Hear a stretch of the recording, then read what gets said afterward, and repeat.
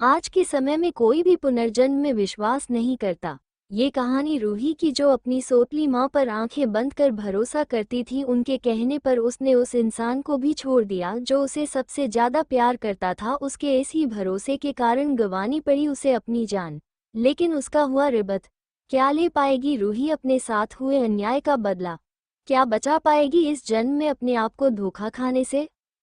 Hello friends, welcome to time tales, where you will find interesting and exciting stories. I am your narrator, and let's begin our story. Rebirth of Queen of Hell, Episode 1, Mumbai, रात का वक्त। आज मौसम बहुत खराब था। एक सुनसान जगह जहां हर तरफ सिर्फ और सिर्फ जंगल था। दूर दूर तक कोई दिखाई नहीं दे। इस बात का फायदा उठा वहां पे एक लड़की की सिसकने की आवाज गूंज रही थी। उस लड़की हालत बहुत ज्यादा खराब थी। उसकी आंखों से आंसू बहे जा रहे। वो लड़की देखने में बेहद खूबसूरत लग रही। उसके चेहरे पे लगे चोट के निशान भी उसकी खूबसूरती को खत्म नहीं कर पाया। वो लड़की खुद जंगल में झाड़ियों के पीछे छुपी हुई थी। तभी उसके कान में एक बेहद मीठी आवाज सुनाई दी। उसने जब थी थोड़ी सी झाड़ हटके के देखा तो उसके सामने एक 40-45 साल की औरत खड़ी होकर उसका नाम पुकार रही थी। रूही, रूही बेटा, कहाँ हो तुम? देखो मम्मा तुम्हें लेने आई है। अरे अरे, मेरा मतलब तुम्हारी सौतली माँ तुम्हें लेने आई है। अब बाहर आ जाओ वरना तुम्हारे उस देविल पति को मरने से कौन बचेगा। ये औरत कोई और नहीं बल्कि रूही की सौतली माँ होती है। वही उसकी बात सुन रूही, जो कब से छुपकर बैठी थी, वो तुरंत बाहर आ जाती। वही इसको आता देख वो रूही की सौतली माँ के चेहरे पे डेविल स्माइल थी। उसने आगे बढ़कर रूही के बालों को मुट्ठी भर के जोर से खींचती है, जिससे रूही के मुंह आ निकल जाता है। रूही रोते हुए बोलती, आप ऐसा क्यों कर रही हैं? मैंने तो हमेशा अपनी सगी माँ जैसा समझा है, फिर आप मेरे साथ ऐसा क्यों कर रही? क्या किया है मैंने? रूही की माँ रूही की बात सुन कहती, क्या किया? अरे तेरे बाप अपनी सारी प्रॉपर्टी तेरे नाम कर दी, इसलिए मैं तुझे बचपन से प्यार करने नाटक कर रही थी, क्योंकि तेरे बाप के बिल के मुताबिक जब तक तू 25 साल की नहीं हो जाती तब तक मुझे एक पैसा भी हम नहीं मिलेगा। बस प्रॉपर्टी के लिए किया मैंने ये सब किया। उसकी बात सुन रूही खुद को छुड़ा रही थी। रूही बोलती, लेकिन अब तो प्रॉपर्टी आपको मिल गई, फिर क्यों आप ऐसा कर रही हो? उसकी बात वो औरत बोली, वैसे तो तू सही बोल, लेकिन क्या तेरी यह खूबसूरती है न मेरे बेटी आंखों में चुभती है? वो इससे आगे कुछ कहती तभी पीछे से आवाज आती, मॉम ये लड़की अभी तक जिंदा है। कोई बात नहीं, वैसे भी मुझे इससे कुछ बातें करनी। उसकी बात सुन वो औरत, जिसका नाम सुमन था, सुमन राजवंश रूही की सौतली माँ है, अपनी बेटी प्रिया की बात सुन बोलती है, अच्छा क्या बात करनी? उसकी बात सुन प्रिया प्रिया रूही की सौतेली भी थी, जो पूरा चेहरे पे मेकअप थोप थोप के लगाया हुआ था। वो चल के रूह के पास आती है तो सुमन रूही को उबका देती है, जिससे रूही सीधा प्रिया के पैर के पास गिरी थी। प्रिया उसके पैर पे अपना हाथ रखते हुए बोली, बहुत नाज है तुझे अपने खूबसूरती पे, आज तेरी यह खूबसूरती मिटा दूंगी। बट उससे पहले तुझे एक गुड न्यूज दूं, तेरा वो पति है मारा गया। एंड यू नोन व्हाट, जब से तुम्हारा किडनैप हुआ था वो तुम्हें पागलों की तरह सिर्फ ढूंढी जा। बट अफसोस, तुम्हें से यह बात बताते हुए मुझे बहुत खुशी हो रही है कि तुम्हारा उस डेविल पति को मैंने ही ट्रक से एक्सीडेंट करवाया है। And you known what, he died on the spot. उसकी बात सुन रूही के पैरों तले जमीन खिसक गई। उससे भरोसा नहीं हो रहा था उसकी वजह से माफिया किंग द अरमान मालिक की मौत हो गई, जो इंसान चुटकी में किसी को भी आसमान से धरती पे पटक देता था, जिसके कदमों में पूरी दुनिया झुक के बात करती थी, जिसका दबदबा पूरी दुनिया में था। आज वो इंसान सिर्फ उसकी एक बेवकूफ़ी के कारण मौत के घाट उतार दिया गया। उससे खुदे से नफरत हो रही थी। वो अभी यह सब सोच ही रही कि उसके कान में प्रिया और उसकी माँ की आवाज़ पड़ती है, जो कह रही थी, माँ अब जब इससे इतना कुछ बात ही रहे हैं तो क्यों ना एक और राज बात दिया जाए। अपनी बेटी की बात सुन सुमन बोलती है, हाँ बेटा, आखिर इसे भी तो पता चले कि हमने इसके साथ अब तक किया क्या है, ताकि वापस जन्म लेने से फल ये दोबारा इससे सोचना पड़े। इतना बोल सुमन एक गंदी हंसी हंसते हुए बोली। उन माँ बेटी की बातें सुन रूही चिल्लाते हुए बोली, आखिर कहना क्या चाहती हो तुम दोनों और कौन से राज की बात कह रहे हो? रूही अभी इतना बोली ही थी कि एक बोली आकर उसकी बाहों में लग जाती है। वही उसकी ऐसा होता देख वो पीछे देखती जहां एक 28 साल का लड़का खड़ा था, परफेक्ट जॉली, भूरी आंखें, सलीके से सेट बाल, 5'7" की हाइट। रूही जब उससे देखती है तो हैरानी से कहती, सूरज तुम। उसकी बात सुन सूरज डेविल स्माइल करते हुए, हाँ मैं बेबी, बोलते हुए वो प्रिया के पास आता है और उसकी कमर में हाथ डाले के खड़ा हो जाता है। जब रूही यह सब देखती है तो उसके चेहरे पे दर्द भरे एक्सप्रेशन आ जाता है। उसकी आंखों की आंसू थामने के नाम नहीं ले रहे थे।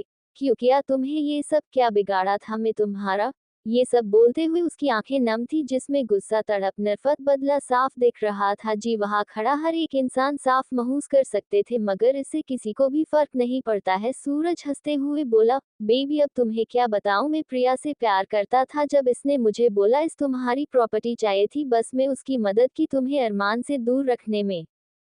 सूरज इतना बोल चुप हो जाता। इस वक्त उसके चेहरे पे जंग जीत जितने वाली स्माइल थी। तभी सुमन अपने चेहरे पे डेविल स्माइल करते हुए बोली, तुम्हें पता तुम्हारी माँ की सिर्फ एक एक्सीडेंट एनएचआई था, उनका मर्डर हुआ है और इसी के वो रूही के माथे पे गन पॉइंट कर देती है और बोलती है, यही नहीं इंसान में कोई और भी था जो इस पूरे खाल का मास्टरमाइंड है, लेकिन उसके बारे में तुम इस जन्म में तुम उस मास्टरमाइंड के बारे पता नहीं कर सकती। यह बोल वो रूही के माथे पे शूट कर देती और रूही निढाल होकर वहीं गिर जाती है। उसके आंखों से एक आंसू की बूंद बह जाती है। एक बड़े से कमरे में एक किंग से बेड पे एक लड़की अचानक उठ के बैठ जाती है। उसके माथे पे पसीने की बूंद की मोती की तरह चमक रही थी। थोड़े टाइम बाद जब उसने खुद के बढ़ती सांसों पे काबू पा लिया तो आपने आसपास देखकर वो हैरान हो गई। इस समय अपने कमरे में थी, उसे समझ नहीं आ रहा था उसने अभी को देखा, क्या वो सच था या सपना के। तभी उसे याद आया कि कैसे उसे मारा जा रहा था। ये सब याद कर रही थी उसे अभी अभी यही लग रहा कि उसने सपना देखा है कि तभी उसके फोन का नोटिफिकेशन बजा। उसने अपना फोन उठाया नोटिफिकेशन चेक करने के लिए कि तभी उसकी नजर डेट पे गई। डेट देखने के बाद उसके हाथ से फोन छूटकर नीचे बेड पे गिर गया। उसने अपने आप से बोला, यह एक कैसे हो सकता है, मैं अपने समय में पीछे कैसे आ सकती ही, मेरी मौत तो आज से 1 साल बाद होगी थी। उसने फिर से फोन उठाया जिसमें 23 अक्टूबर 2023 शो हो रहा था। उसने अपने आप से कहा, इसका मतलब मेरे रिबीर्थ हुआ है, इसका मतलब भगवान ने मुझे एक मौका और दिया है कि मैं अपनी पिछले जन्म की बेवकूफ़ी को फिर से सुधार सकूं। इतना बोल वो हाथ जोड़ लेती है कि तभी उसके रूम का डोर नॉक होता है। रूही उठ दूर खोलती है तो उसके सामने प्रिया अपनी बत्तीची दिखाते हुए मासूम सी शक्ल बनाकर बोलती है, दीदी आप जल्दी से नीचे आ जाए पापा, वरना आप पे फिर से गुस्सा करेगी। मैं उन्हें बोला कि आप कल को मेरा असाइनमेंट कर रहे, इल्ली आपको उठने में लेट हो गया है। इतना बोल वो रूही के कमरे में आती है।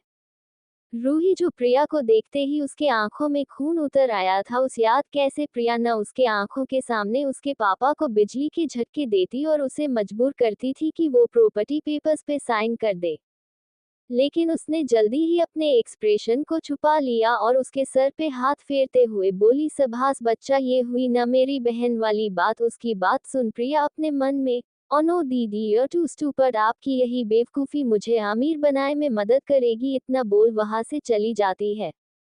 उसके जाते ही रूही डेविल करते हुए बोली, my dear sister, just and watch, कैसे तुम्हें तुम्हारी औकात दिखती हो इतना बोल रूही अपनी गार्डन पे हाथ घूमती है और फिर वॉशरूम शावर लेने चली जाती। आधे घंटे बाद रूही शावर लेकर बाहर आती। इस समय उसने बाथरोब पहन के बाहर आती। इस समय रूही बेहद खूबसूरत लग रही थी। उसके खुले बाल जिनमें से पानी की बूंद टपक रही थी और घरी काली आंखें के पलक के ऊपर मोती के रूप में पानी ठहरा हुआ था। हॉट शावर के कारण उसका चेहरे गुलाबी हो गया था। रूही सीधा क्लोजेट की तरफ बढ़ जाती है। लगभग 15 मिनट बाद रूही भर आती है। इसमें रूही ने ब्लैक हुडी और ब्लैक स्किन टाइट जीन्स पहनी थी। रूही सीधा ड्रेसिंग टेबल के पास आकर हेयर ड्रायर से अपने बाल को सूखने लगी। उसके बाद उसने आंखों में काजल और लिप्स पे लिप ब्लाक कर कमरे से बाहर निकल गई।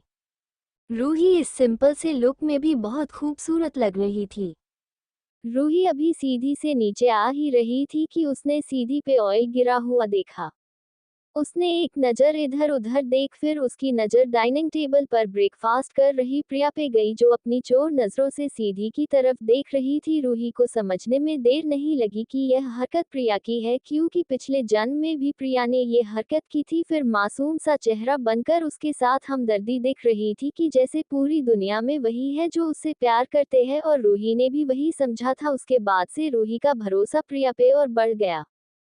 लेकिन रूही खुद से ही बोली, नहीं प्रिया, इस बार मैं तुझे तेरे किसी भी मकसद में कामयाब नहीं होने दूंगी। इतना बोल रूही ने उस सीढ़ी से बचे के निकल गई। वही जब प्रिया को रूही के गिरने या फिर चिल्लाने की आवाज नहीं आई तो उसने अपना सर उठा के देखा तो रूही उसके सामने वाली चेयर को खींच रही थी।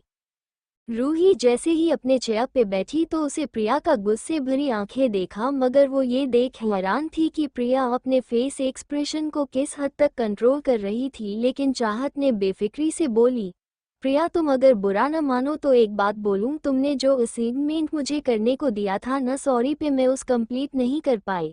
बस इतना सुनना था। प्रिया वो भड़कते हुए बोली, क्या बोल रही तुम? तुम्हें पता भी वो असाइनमेंट मेरे कितना इम्पोर्टेंट है और तुमने उससे पूरा नहीं किया क्यों? क्या मैं जान सकती हूँ? इससे आगे वो कुछ बोलती कि तभी उसके कान में किसी की कड़क आवाज पड़ती, होजो बोल रहा, बस करो प्रिया, क्या तुम्हें पता भी तुम क्या बोल रही ही? तुम्हारा असाइनमेंट रूही क्यों पूरा करेगी? और अगर रूही तुम्हारा असाइनमेंट करेगी तो तुम क्या करोगी?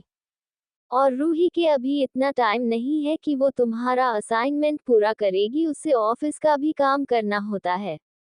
अच्छा ही अगली तुम अपन असाइनमेंट और अपना काम खुद करो।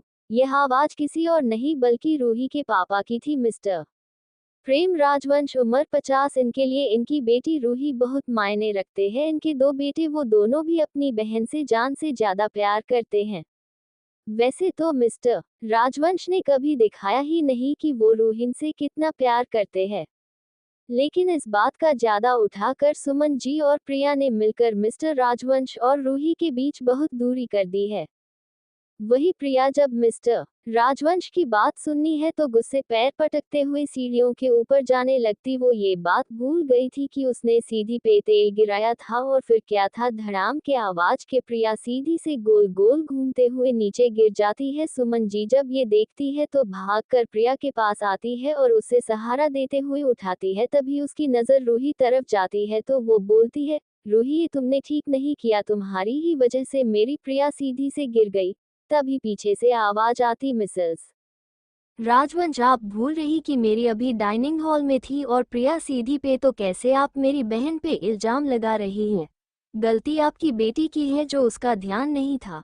जब सब लोग आवाज के दिशा में देखते हैं तो वो कोई और नहीं, रूही का भाई करण खड़ा था। करण उम्र 26 साल, देखने में किसी हीरो से काम नहीं लगता है। 5-10 हाइट, परफेक्ट बॉडी, भूरी आंखें, परफेक्ट जॉलिन, जॉगिंग करने की वजह से उसके बाल अभी माथे पे थे। कोई एक बार देख ले तो दिल हर जाए। करण सीधा चल के रूही के बगल में आके खड़ा हो जाता है। वो आगे कुछ बोलने को होता है तो रूही उससे चुप रहने का इशारा कर देती है। फिर रूही सुमन जी की तरफ देख मासूम से शकल बनाकर बोलती है, माँ आपको ऐसा क्यों लगता है कि यह मेरी वजह से हुआ? आपको तो पता है ना मैं प्रियू से कितना प्यार करती हूँ। सुमन जी सकपका जाती है क्योंकि उन्हें प्रिया की प्लानिंग के बारे में सब पता चल जाता है। वही करण एक नजर अपनी बहन को देखता है, फिर अपने मन में मैं कैसे भूल सकता हुआ कि मेरी बहन की आंखों पे इन माँ बेटी की झूठी प्यार के पट्टी बंधी हुई है। फिर अपना सर झटका के ऊपर की तरफ जात है। तभी उसकी नज़र उस सीधी पे पड़ी है जिसपे से अभी प्रिया नीचे गिरी थी, तो उससे वहाँ तेल दिखाई देता, लेकिन वो कुछ बोलता नहीं। फिर अपने कमरे में आके किसी को कॉल करता और यहीं पे जो कुछ भी हुआ था सब बता देता। और उसने सीधी पे जो तेल देखा उसके बारे में भी वही कॉल के दूसरी साइड वाला आदमी चेहरा काला पड़ जाता है। फिर वो आदमी ईशान से बोलता है, ईशान तुम प्रिंसेस का ख्याल रखना और उन दोनों माँ बेटी पे नज़र रखो क्योंकि मैं न चाहता कि वो दोनों रूही के लिए को एनएचआई साजिश करे। उसकी बात सुन ईशान बोलता है, ठीक है भाई मैं ध्यान रखूंगा। इतना बोल ईशान फोन कट कर देता है। फिर अपने मन में खुद से बोलता है, पता नहीं क्या पट्टी पड़ा दिया है इन लोग ने कि हमारी बहन हमसे इतना रूड बिहेव करती है। पता नहीं कब वो दिन आएगा जब मेरी रूह मुझे फिर से भाई बोलेगी। ये सब सोच हुए ईशान उदास हो जाता है।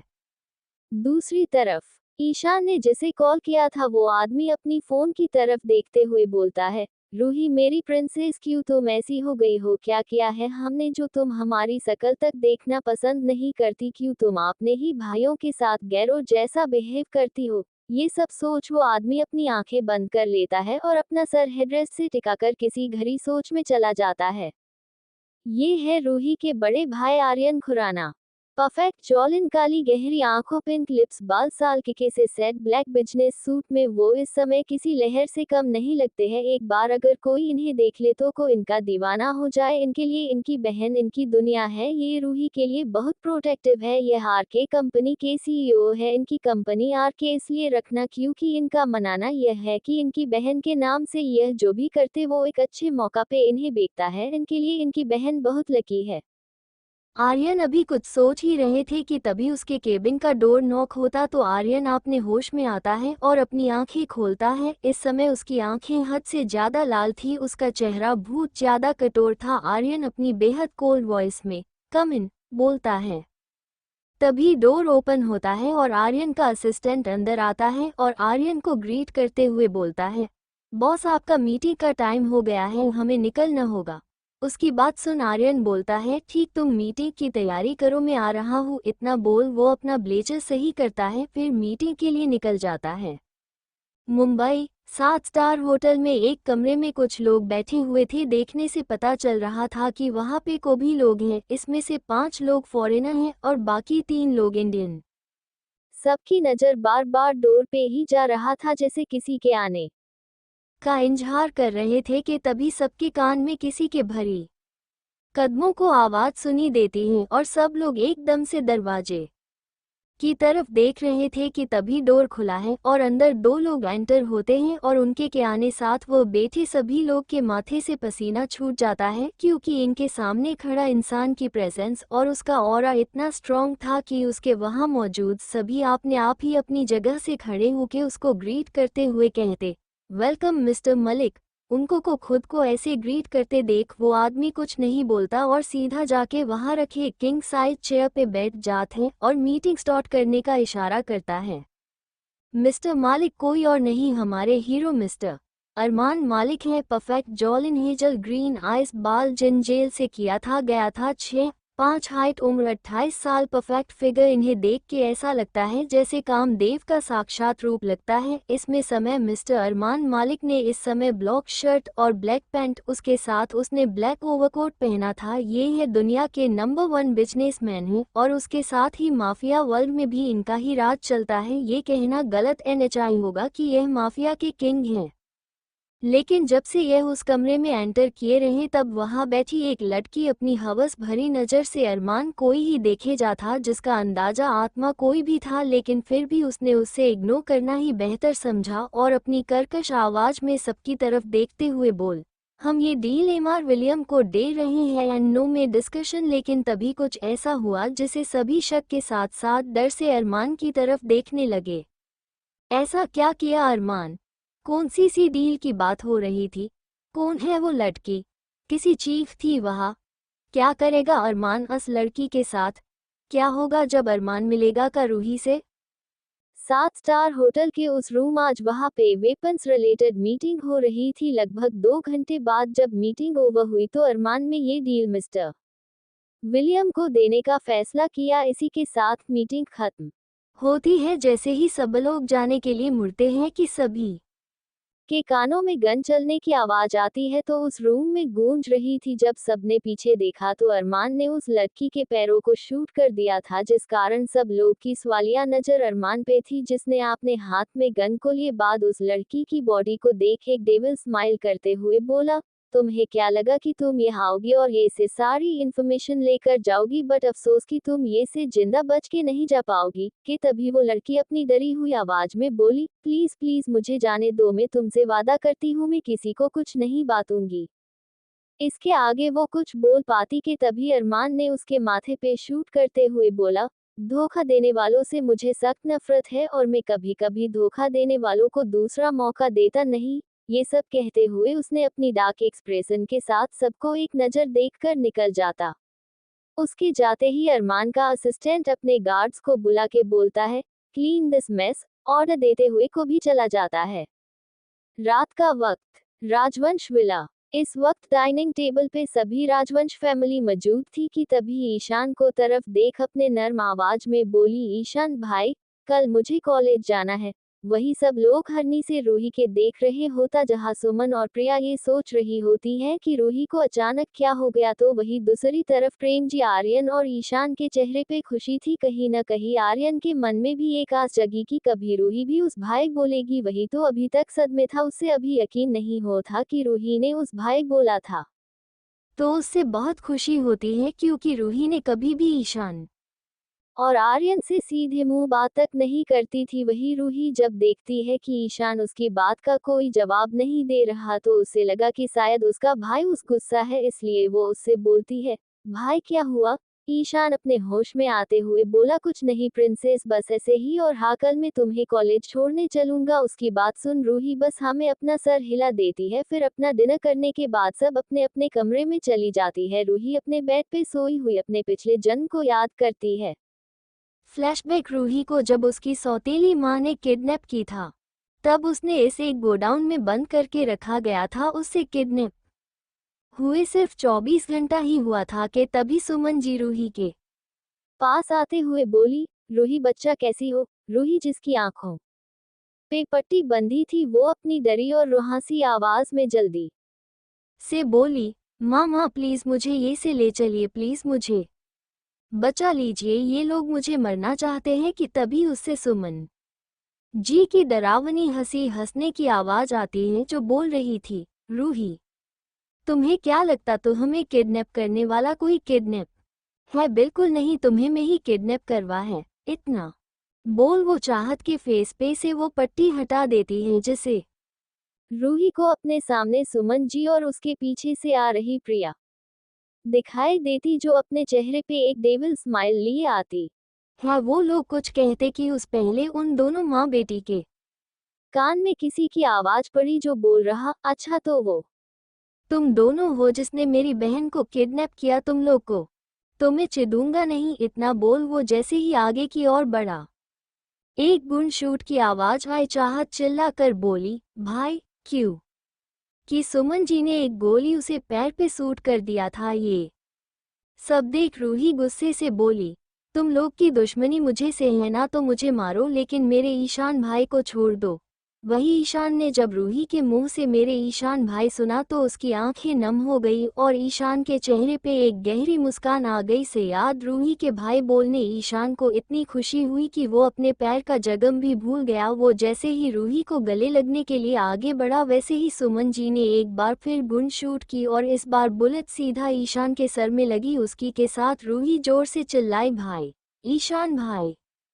फ्लैशबैक एंड रूही अपनी सोच से बाहर आया, खुद से बोली, नहीं नहीं, इस बार मैं किसी को कुछ एनेचाई होने दूंगी। वो अभी इतना सोच ही रही थी कि उसके कान में उसके फोन की रिंगटोन बजती है जिसे रूही का ध्यान अपने फोन पे जाता है। वो जब कॉलर आईडी देखती है तो उसकी आंखों में खून ही भर जाता है, लेकिन रूही फोन नहीं उठी है बल्कि फोन को साइलेंट कर ले अपने लैपटॉप पे कुछ करने लगती है। फिर अपने मन में बोलती ही, अब होगा असली खेल शुरू। इतना बोल वो लैपटॉप बंद कर साइड टेबल पे रख देती है। फिर वो अरमान के बारे में सोचने लगती है कि सूरज जिसे उसने प्यार किया उसी इंसान ने उसे उसी के बहन के साथ मिलकर धोखा दिया, और दूसरी तरफ अरमान जिसकी उसने हमेशा ही नफरत करती आई थी, जिसे उसने कभी दंग से बात तक नहीं की, उस इंसान को अपनी जान गंवानी पड़ी सिर्फ और सिर्फ अपनी रूही। बेवकूफ़ी से ये सब सोचते सोचते कब नींद आ जाती है उससे पता भी नहीं चलता है। रात के तकरीबन 2 बजे एक आदमी रूही के कमरे में आता है और बालकनी के ग्लास डोर से ही उसे रूही नजर आती। वो आदमी अपनी हाथ में पकड़े डुप्लीकेट के से बालकनी का डोर ओपन कर रूही के पास आता है। इस समय रूही दुनिया जहां से दूर अपने सपने में खोई हुई थी। उसने इस समय एक पिंक सिंपल कुर्ती पहनी थी जिसमें उसका गोरा रंग और अच्छे से उभर रहा था चांद की रोशनी में। रूही की रात की रानी जैसे लग रही थी, उसकी वो घनी पलकें जिसने उसकी नीले आंखें को चुप पिया था, उसकी छोटी सी नाक, पिंक लिप्स, उस इंसान की नज़र उसके होठ पे जाता है और वो रूही के ऊपर झुककर उसकी होठ पे अपने होठ रख देता है और लगभग 10 मिनट बाद रूही को छोड़ देता है। रूही अपनी बढ़ती सांसों को कंट्रोल करने लगती, उसके साथ वो कशमासने लगती है, जिसे देख वो आदमी रूही का सर सहलाता है, जिस कारण रूही एक बार फिर गहरी नींद में चली जाती है। वो आदमी रूही की तरफ देख अपने कोल्ड मगर दरवानो आवाज में बोलता है, वाइफी, पिछले जन्म में मैंने तुम्हें दिया था, मगर इस बार मैं ऐसी कोई गलती भी करूंगा और तुम्हें प्रोटेक्ट भी करूंगा, लेकिन इस जन्म में तो होना मेरा ही है। अगर कोई भी हम दोनों के बीच आएगा तो मैं अरमान मल्की खुद से वादा करता है कि मैं उनकी जान तो ले लूंगा है, उसी के साथ की रहने कैद कर लोगी। ये सब वो रूही को देख के सोचते हुए ही बोल रहा, वो अभी ये सब सोच ही रहा था कि तभी अरमान की नजर रूही के गुलाबी होठ पे चले गए। अरमान धीरे धीरे रूही के ऊपर झुक के रूही के नाजुक होठ पे अपने सख्त होठ रख के उसको किस करने लगता है। इन सब से बेखबर रूही दुनिया के सभी जानवरों को बेचकर कुंभकर्ण वाली नींद ले रही थी। 20 मिनट बाद अरमान जब देखता है कि रूही की सांसों फूल रही है तो न चाहते हुए भी अरमान को रूही के होठ को छोड़ना पड़ता है। अरमान रूही को देखते हुए ही उसके बगल में आके सो जाता है और रूही को अपनी बाहों में भर के उसके बालों को सहलाते हुए उसको एक तक देखने लगता है और अपने मान में बोलता है, सो लो आज सुकून से, कल से तुम्हारी जिंदगी में वो होगा जिसका तुम्हें अंदाजा भी नहीं है। इतना बोल वो भी अपनी आंखें बंद कर लेता है। अगली सुबह बालकनी के ग्लास धूप की किरण छन के बेड पे सोई रूही के ऊपर आती है, जिसके उसका गोरा और बेदाग चेहरा सोने के जैसे चमक रहा था। पूरे रूम में एकदम शांति थी कि तभी रूही की फोन का रिंग बजता है, जिससे रूही की नींद खुलती है, लेकिन रूही अपनी आंखें नहीं खोलती और वो बिना कॉलर आईडी देखे फोन उठाती है और अपने कान पे फोन लगती है। लेकिन जैसे ही फोन की दूसरी साइड वाले की आवाज सुनती है तो उसके चेहरे पे एक डेविल स्माइल आ जाती है। रूही कहती है, ठीक है, नजर रखो, इतना बोल वो फोन कट कर देती है। इधर उधर नजर घुमा के रूही अपने रूम को देखते हुए कहती, पता नहीं ऐसा क्यों लग रहा है कि कोई तो था ये रातें में, लेकिन रूही इस बारे ज्यादा नहीं सोचती है। अरमान सुबह होते ही चाहत को फॉरहेड किस करके चला जाता है कि तभी उसके डोर नॉक होता है तो रूही अपनी आंखें बोरियत से रोल करते हुए कहती, अभी मुझे सुबह सुबह किसी भी चुड़ैल पिचानी को देखने में कोई इंटरेस्ट नहीं है। ये बोल रूही सीधा वॉशरूम फ्रेश होने चली जाती है। वही दूर पे खड़ी प्रिया जो कब से डोर नॉक कर रही थी, वो अपने आप से बोलती है, अगर मुझे इससे काम नहीं होता तो इसे बताए मैं। थोड़े समय बाद रूही शॉवर लेकर भर आती है। इस समय रूही ने पिंक बाथरोब पहना था। रूही के बाल इस समय गीला था जो उसके गाल से चिपका हुआ था। हॉट शॉवर लेने को वजह से उसका चेहरा इस समय गुलाबी हुआ था। रूही वहां से सीधा क्लोजेट में चली जाती है। वाइट कलर की क्रॉप टॉप पहना हुआ था जिस पे चेरी का छोटे छोटे प्रिंट था और ब्लू डेनियम रिप जीन्स। इसमें रूही बहुत ही क्यूट और ब्यूटीफुल लग रही थी। रूही ड्रेसिंग टेबल के पास आकर अपने बालों को संवारती है और आंखों में काजल लगती है और लिप बाम लगा के कमरे का डोर खोलती है जो कब से नॉक हो रहा था और अब जाके के रूही डोर खोलती।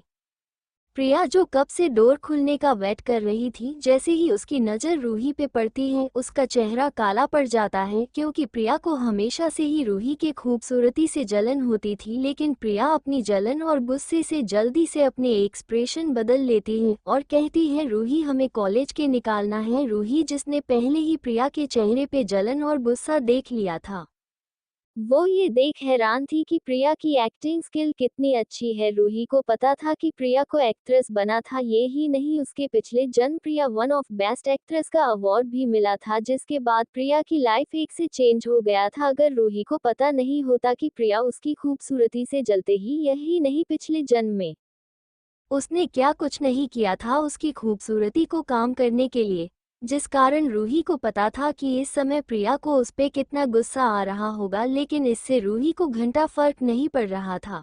रूही प्रिया से कहती, प्रियू आज मुझे ईशान भाई छोड़ने जा रहे हैं, इसलिए मैं तुमसे सीधा कॉलेज में मिलती हूँ। इतना बोल वो नीचे डाइनिंग हॉल में आ गई। जैसे ही वो डाइनिंग हॉल में आए उसके कदम अपने ही जगह पे जम जाता है। उसको अपनी आंखों पे यकीन नहीं हो रहा था। एक पल के उसके आंखों में आंसू आ गया, अगले ही वो खुश हो गई। उस समझ नहीं आ रहा क्या करे और क्या नहीं।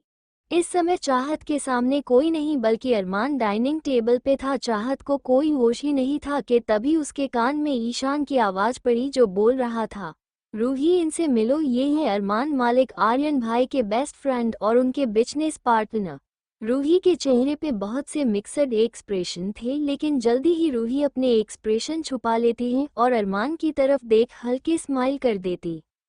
रूही के बगल में आ रहे प्रिया की नज़र तो बस अरमान पे होती है। वो अपने आप से कहती, हाय यह अरमान मलिक कितना ज़्यादा हैंडसम है और कितना ज़्यादा अमीर भी, किसी भी तरह इससे अपने प्यार के जाल में फांस होगा मुझे। और वैसे भी जैसे मैंने रोहित को अपने हुसैन के जाल में फंसा के रखे हैं, वैसे इस भी अपने आगे पीछे घुमाऊंगी। इतना बोल प्रिया अपने बालों को कान के पीछे करते हुए बोली, हेलो मिस्टर मालिक, आपसे मिलकर अच्छा लगा। ये बोल वो अपना एक हाथ अरमान के सामने बढ़ा देती है, उसे पूरा इग्नोर कर देता है। वही साइड में खड़ी सुमन ने जब देखा कि कैसे अरमान उनकी बेटी को इग्नोर कर रहा तो वो इशारे से ही प्रिया को शांत रहने का इशारा कर देती है।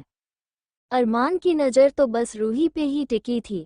वही प्रिया जब ये देखती है कि कैसे अरमान सिर्फ रूही को देख रहा है तो उसे बहुत जलन होता है। अरमान अपने एक्सप्रेशन लेस फेस के साथ रूही को देखता और अपने मन में कहता, वाइफी फाइनली आज एक बार फिर तुम मेरी बनोगी। इतना सोच अरमान के फेस एक मिस्टीरियस स्माइल आ जाती है। तभी अरमान को आर्यन की आवाज़ आती है जो बोल रहा, चलो अपने ब्रेकफास्ट भी कर लिया जाए, हमें भी मीटिंग के लिए निकलना है। सभी आर्यन की बात सुन एक साथ डाइनिंग हॉल में जाने लगते हैं। डाइनिंग टेबल सब अपने अपने चेयर पे बैठे थे। आज रूही ईशान के साथ बैठी थी। रूही की नज़र तो बस अरमान पे थी और अरमान भी रूही की फील कर पा रहा था, लेकिन उससे कहीं न कहीं अरमान को यह अच्छा लग रहा था कि रूही उसे ही देख रही। रूही अपना ब्रेकफास्ट करते हुए अरमान को देख रही और उसे याद आया कि कैसे पिछले जन्म में आज के उसने हंगामा किया था। फ्लैशबैक, रूही सुबह जब प्रिया के साथ डाइनिंग हॉल में आई थी तभी उसके सामने टोल हाइट और muscular body, hazel green ice, एक कोल्ड ऑरा के मजबूत पर्सनैलिटी वाला आदमी खड़ा था। तभी उसके कान में ईशान को आवाज़ पड़ी कि रूही यह है मिस्टर अरमान मालिक, आर्यन भाई के बेस्ट फ्रेंड और उनके बिजनेस पार्टनर। रूही बहुत ही एरोगेंट एंड रूड वॉइस में बोली, तो क्या मैं इनकी आरती उतारूं? और वैसे भी लगता है इनके पास कोई और काम नहीं है जो सुबह सुबह सबका दिन खराब कर रहे हैं। उसकी ऐसी बात सुन आर्यन रूही पे गुस्सा करते हुए बोला, रूही यह किस तरह से बात कर रही हो तुम? अभी के अभी अरमान से माफ़ी मांगो। रूही भी एरोगेंट वे में बोली, माफ़ी मांगे मेरी जुटी। वही साइड में खड़ी प्रिया और उसकी माँ मजे से यह सारा तमाशा देख रहे थे। तभी सुमन जी प्रिया की तरफ देख कुछ इशारा करती, जिसे समझ के प्रिया रूही से बोलती है, देखो रूही, आर्यन भाई से तुम नाराज हो मैं मानती हूँ, लेकिन तुम्हें मिस्टर मालिक के साथ ऐसा बिहेव भी करना चाहे उनसे मंगलो माफी। उसकी बात सुन रूही कुछ नहीं बोलती है और वहां से पैर पटक बाहर चली जाती है। प्रिया अरमान के सामने अच्छा बने का दिखावा करते हुए बोली, मिस्टर मालिक, मैं अपनी बहन की तरफ से आपसे माफी मांगती हूँ। अरमान उसकी तरफ देखता भी नहीं है और सीधा बाहर चला जाता है। उसके पीछे पीछे आर्यन और ईशान भी चले जाते हैं। फ्लैशबैक एंड रूही अभी यह सब सोच ही रही को ईशान रूही को हिलाते हुए बोला, प्रिंसेस कहाँ खो गई तुम? चलो हमें कॉलेज के निकालना है। ईशान के बोलने से रूही अपने होश में आई और बोली, भाई मैं बहन लेकर आती हूँ। इतना बोल वो अपने कमरे की तरफ चली जाती है। रूही अपने कमरे की तरफ जा ही रही होती है कि उसे प्रिया के कमरे से प्रिया की आवाज़ आ रही थी जो फ़ोन पे किसी से बात करते हुआ बोल रही थी, बेबी बस कुछ दिन की बात है, कुछ दिन में उसका 21 ईयर्स की होगी तो हम उससे उसकी प्रॉपर्टी ले लेंगे। उसके बाद उसका मैं वो हाल करूंगी कि वो अपने सपने में भी नहीं सोच सकती है। उसके बाद दूसरी साइड से कुछ कहा जाता है जिसे सुन प्रिया कहती, I love you too Rohit. Ruhi को पहले से पता था फोन के दूसरी साइड पे रोहित था, इसलिए उसने सोच लिया आज वो रोहित को अच्छा सबक सिखाएगी। यह सब सोच उसके चेहरे पे एक डेविल स्माइल आ जाती है। उसके बाद वो अपने बैग लेकर नीचे चली गई। ईशान उसका गाड़ी में वेट कर रहा था। ईशान आज बहुत खुश था क्योंकि आज वो अपनी जान से भी प्यारी बहन को कॉलेज छोड़ने जा रहा था। ईशान ने आज अपनी अपनी बहन को कॉलेज छोड़ने के लिए रेड कलर की स्पोर्ट कार निकला था। रूही जब घर से बाहर आई तो उसकी नज़र उस कार पे गई। रूही को पता था उसके भाई को ये कार कितनी पसंद थी।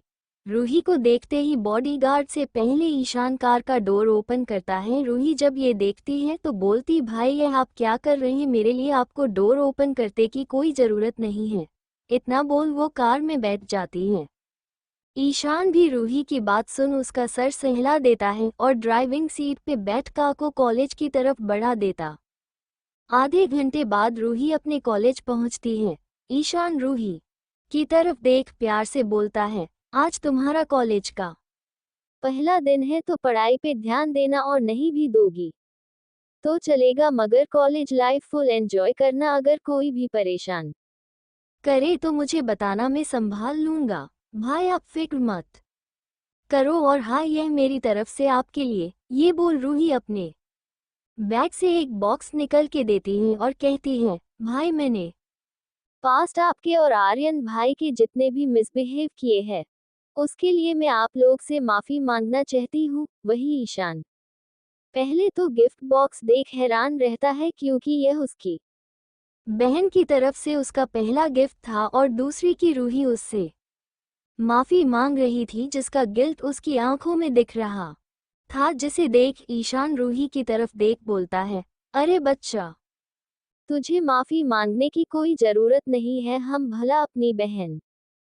से भी नाराज हो सकते हैं क्या। ये बोल वो रूही के गिफ्ट को एक्सेप्ट करता है। रूही अपनी चेहरे पे एक बड़ी स्माइल के साथ बोलती है, भाई आप ये गिफ्ट खोल के देखिए और बताए कैसी है। रूही की बात सुन ईशान बस हमें सर हिला देता और बॉक्स खोलता है तो उसकी आंखें हरनी से बाड़ी हो जाती है। वो एक नज़र रूही को देखता तो एक नज़र बॉक्स को, क्योंकि बॉक्स के अंदर एक मेल ब्रेसलेट था जिसके ऊपर छोटे छोटे डायमंड लगे हुए थे और बीच में एक ब्लू स्टोन जो कि बहुत ही खूबसूरत लुक दे रहा था। ये ब्रेसलेट रूही ने अपने हाथों से डिजाइन किया था। ईशान रूही से बोलता है, प्रिंसेस ये ब्रेसलेट बहुत ही अच्छी है। इतना बोल वो ब्रेसलेट पहन लेता। रूही भी खुश थी कि उसके भाई को उसका गिफ्ट पसंद आया। उसके बाद वो भी कार से निकल जाती है।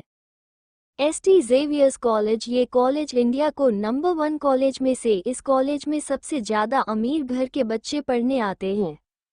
रूही कॉलेज गेट पे खड़ी कॉलेज को देखती है कि तभी उसकी प्रिया पे जाती है जो उसी की तरफ आ रही थी। रूही अपने मन में, क्या भगवान जी आप क्यों डायन को मेरे पीछे लग देते हो। तभी अपनी सोच से बाहर लेट हुए प्रिया बोली, कहाँ खो गई तुम। उसका समय सुन रूही अपने चेहरे पे झूठी और जबरदस्ती की मुस्कान लिया बोलती है, कुछ नहीं, बस ये सोच रही हूँ आज मेरा पहला दिन है और मैं नहीं चाहती आज कोई भी गड़बड़ हो। इतना बोल रूही प्रिया के आगे आगे चलने लगती कि तभी उसके सामने एक ग्रुप आ जाते हैं जिसमें 2 लड़की और उनके साथ 4 लड़कों का ग्रुप था। ये फाइनल ईयर्स के स्टूडेंट। वो लोग रूही के पास आ जाते हैं।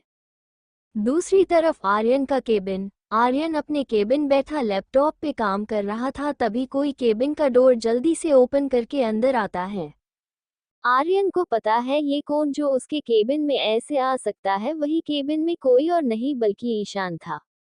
ईशान जल्दी से केबिन में आके आर्यन के गले लग जाता है। आर्यन पहले तो समझ नहीं आता और वो चिढ़ते हुए बोला, ईशान दूर हटो, क्या कर रहे हो, दूर हटो। वो अभी इतना बोला ही था कि तभी उससे ईशान की रुहासी आवाज आती, भाई भाई आज मैं बहुत बहुत खुश हूँ, आपको पता आज ईशानी ने मुझे गिफ्ट दिया। उसकी बात सुन आर्यन पूरी तरह शॉक जो जाता है। वो ईशान की तरफ देख पूछता है, क्या। उसका ऐसा रिएक्शन देख ईशान जल्दी से हाँ बोलता है। उसके बाद वो आर्यन को एक एक करके सारी बात बताता है, जिसे सुनने के बाद आर्यन को बहुत बड़ा वाला शौक लगता है। उसको ऐसा लग रहा था जैसे उसके 15,000 वोल्ट की बिजली गिर गई होगी। कहीं न कहीं अब आर्यन को अपने ही भाई से जलन हो रही थी। वो अपने एक्सप्रेशन को छुपाते हुए बोला, अच्छा है चल अब काम पे लग जा। उसकी बात सुन ईशान को समझने में देर नहीं लगता कि आर्यन को जलन हो रहा, अब हो भी क्यों ना रूही तो उसकी जान है। आर्यन को इस बात का बुरा लग रहा था कि रूही ने अभी तक उससे बात नहीं की है कि तभी ईशान उसको चिढ़ाते हुए बोला, चिल भाई, इतना भी जेलस होना अच्छी बात नहीं है। मैं भी ही आपका ही भाई और आपको अपने ही भाई से जलन हो रही है। वैसे मैं क्या सोच रहा क्यों ना आज मैं ही प्रिंसेस को पिक करने चला जाऊं ताकि उसके साथ थोड़ा घूम भी लूंगा।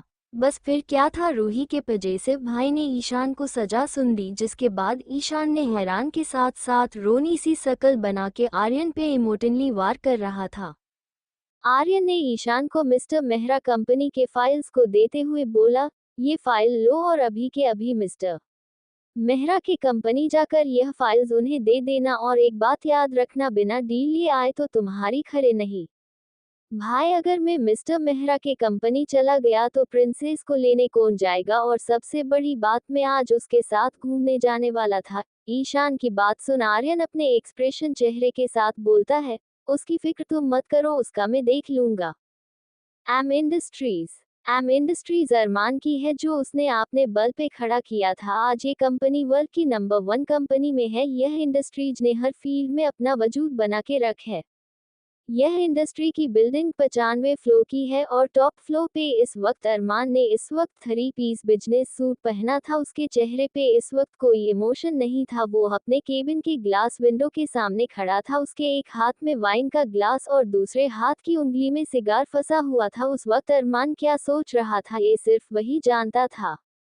आर्यन अपने इमोशनलेस चेहरे के साथ ईशान को देख बोलता है, तुम्हारा ये ड्रामे मेरे ऊपर काम नहीं करने वाला, सो गेट लॉस्ट।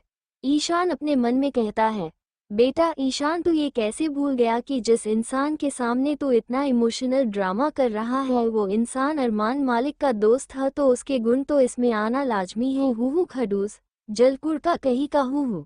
अगर तुम अब 10 सेकंड में ये से नहीं गए तो अपना वर्कलोड और बढ़ता हुआ दिखोगे। आर्यन की बात ईशान बिना वक्त गवाए ऐसे वहां से गायब हुआ जैसे आर्यन ने उसके पीछे शेर छोड़ दिया है। ST Xavier's college. प्रिया जल्दी से रूही के कान के पास जा बोलती है, रूही, ये यहाँ के सीनियर्स हैं और ये लोग रोज किसी न किसी की रैगिंग करते हैं, और मेरा अभी क्लास है तो मैं वहाँ जा रही हूँ। ये लोग जो बोलेंगे तुम बस वैसा करना, उसके बाद ये लोग तुम्हें परेशान नहीं करेंगे। इतना बोल प्रिया वहां से चली जाती है। इस वक्त उसके फेस पे एक डेविल स्माइल थी।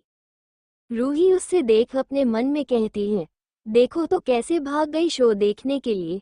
तब तक वहां पे वो ग्रुप भी रूही ले सामने आ जाते हैं।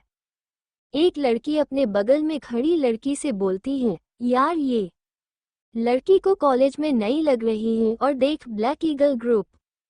ब्लैक ईगल इस ग्रुप में 2 लड़की और 4 लड़के हैं। ये सब बड़े घर से बिलोंग करते हैं, जिसके कारण ये लोग कॉलेज में हमेशा किसी न किसी को परेशान करते हैं और रैगिंग भी, लेकिन कोई भी इनकी कंप्लेंट करने की हिम्मत नहीं करता, क्योंकि जो भी इनके खिलाफ कंप्लेंट करता ये लोग उसके पूरे परिवार को बर्बाद कर देते हैं। इस बात का इन लोग को घमंड रहता है।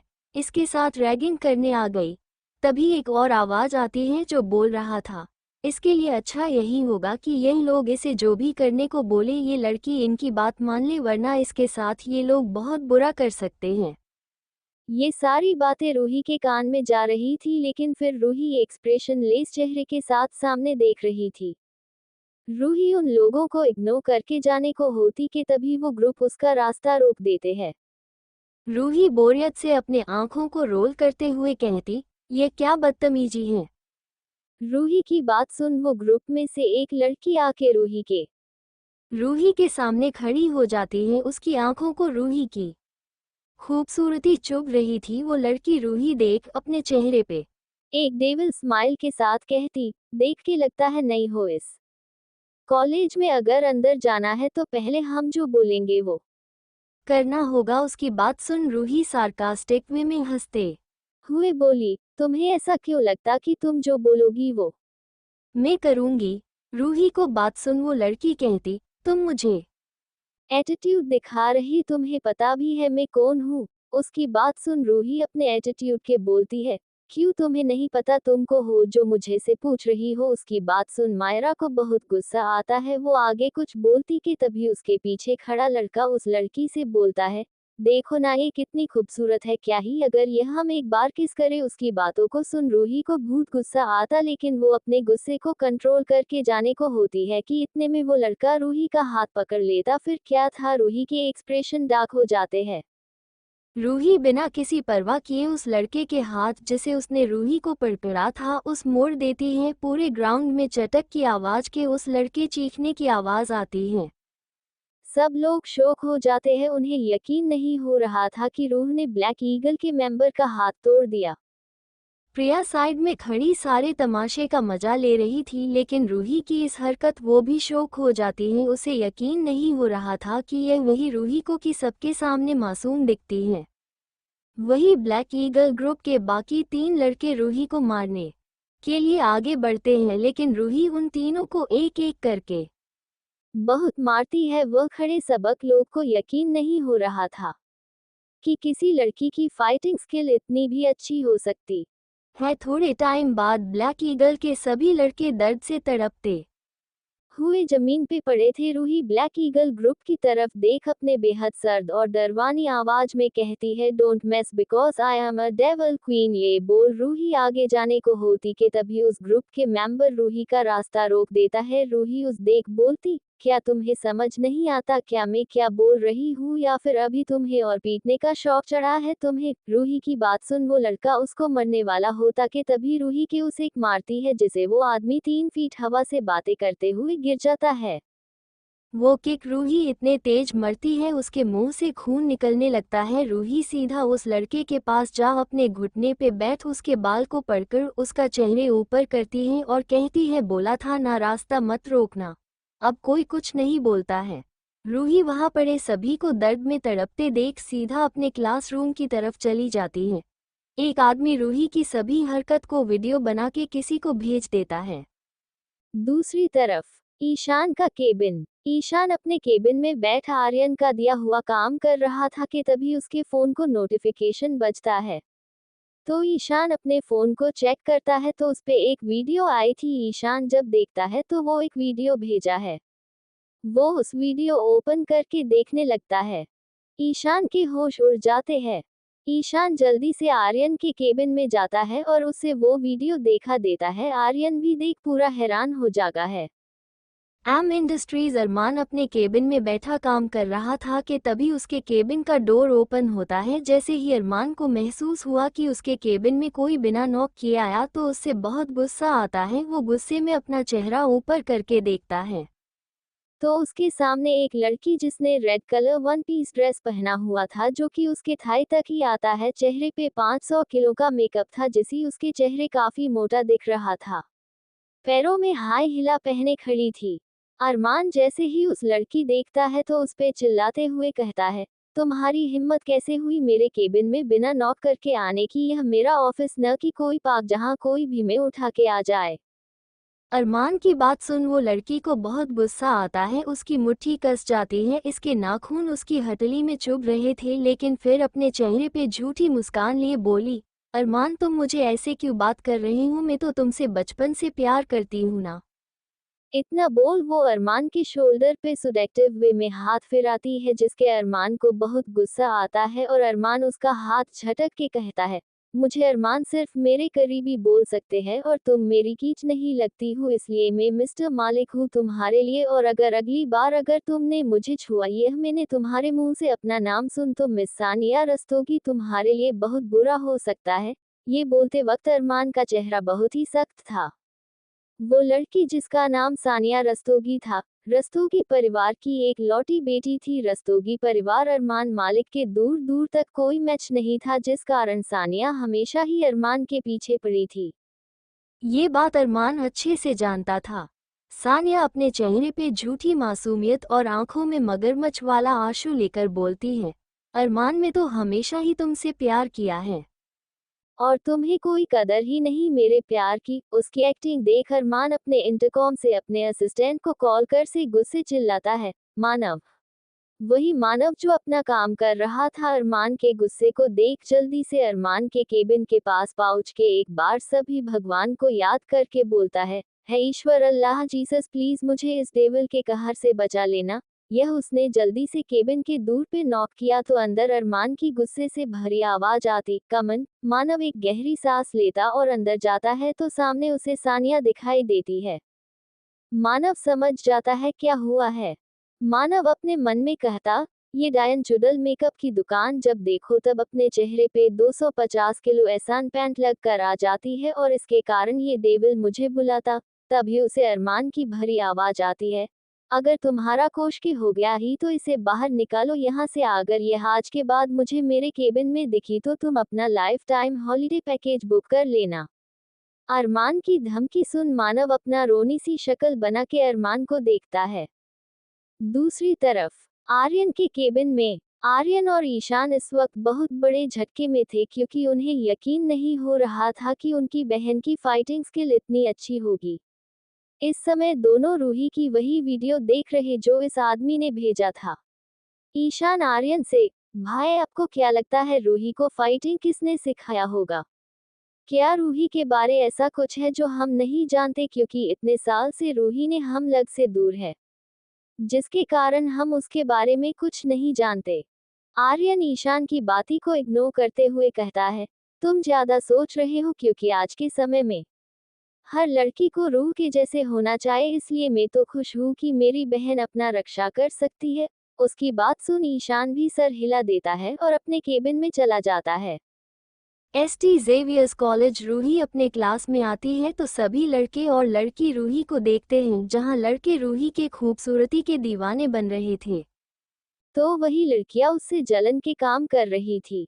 रूही सबकी नज़र अपने ऊपर अच्छे से महसूस कर पा रही थी कि तभी उसके पास एक लड़की आती है और रूही की तरफ देख कहती है, क्या मैं इधर बैठ जाऊं? रूही उस लड़की को देखती है जिसने आज एक पिंक कलर की डांगरी पहनी है, खुले बाल, लाइट मेकअप। वो लड़की बहुत ही क्यूट और ब्यूटीफुल दिख रही। रूही अपने चेहरे पे मुस्कान लिए अपना सर हाँ में हिला देती है, तो वो लड़की रूही के आगे हाथ बढ़ते हुए, ही मेरा नाम मुस्कान है, जो सबके चेहरे पे मुस्कान लाती है। उसकी बात सुन रूही भी एक मुस्कान के साथ कहती है, मेरा नाम रूही है। वो दोनों आगे कुछ बात करती कि तभी क्लास में प्रोफेसर आ जाते हैं और लेक्चर लेना स्टार्ट कर देते हैं। रूही और मुस्कान भी पूरी फोकस के साथ अपनी लेक्चर को अटेंड करते हैं। थोड़े टाइम बाद दोनों अपने सभी लेक्चर को लेने के बाद दोनों ऐसे ही बातें करते करते कॉलेज के कैंटीन में आ जाते हैं और अपना ऑर्डर लेके के टेबल के पास जाते हैं कि तभी मुस्कान किसी से टकरा जाती है। उसके हाथ का पूरा खाना नीचे गिर जाता है। ये देख मुस्कान के सामने वाला इंसान मुस्कान को देखते हुए कहती है, यू बिच, तुम्हारी हिम्मत कैसे हुई सानिया से टकराने की? मेरी पूरी ड्रेस खराब कर दी। तुम्हें पता भी यह ड्रेस कितनी महंगी है? तुम्हारा पूरा खानदान भी यह ड्रेस अफोर्ड नहीं कर सकता। उसकी बात सुन मुस्कान बस सॉरी कह देती है। सानिया भी इसी कॉलेज में पढ़ती है। सानिया जो कि अरमान के केबिन से इंसल्ट करवा के निकलती है तो उसे बहुत गुस्सा आता है और वो वहां से सीधा कॉलेज आ जाती है।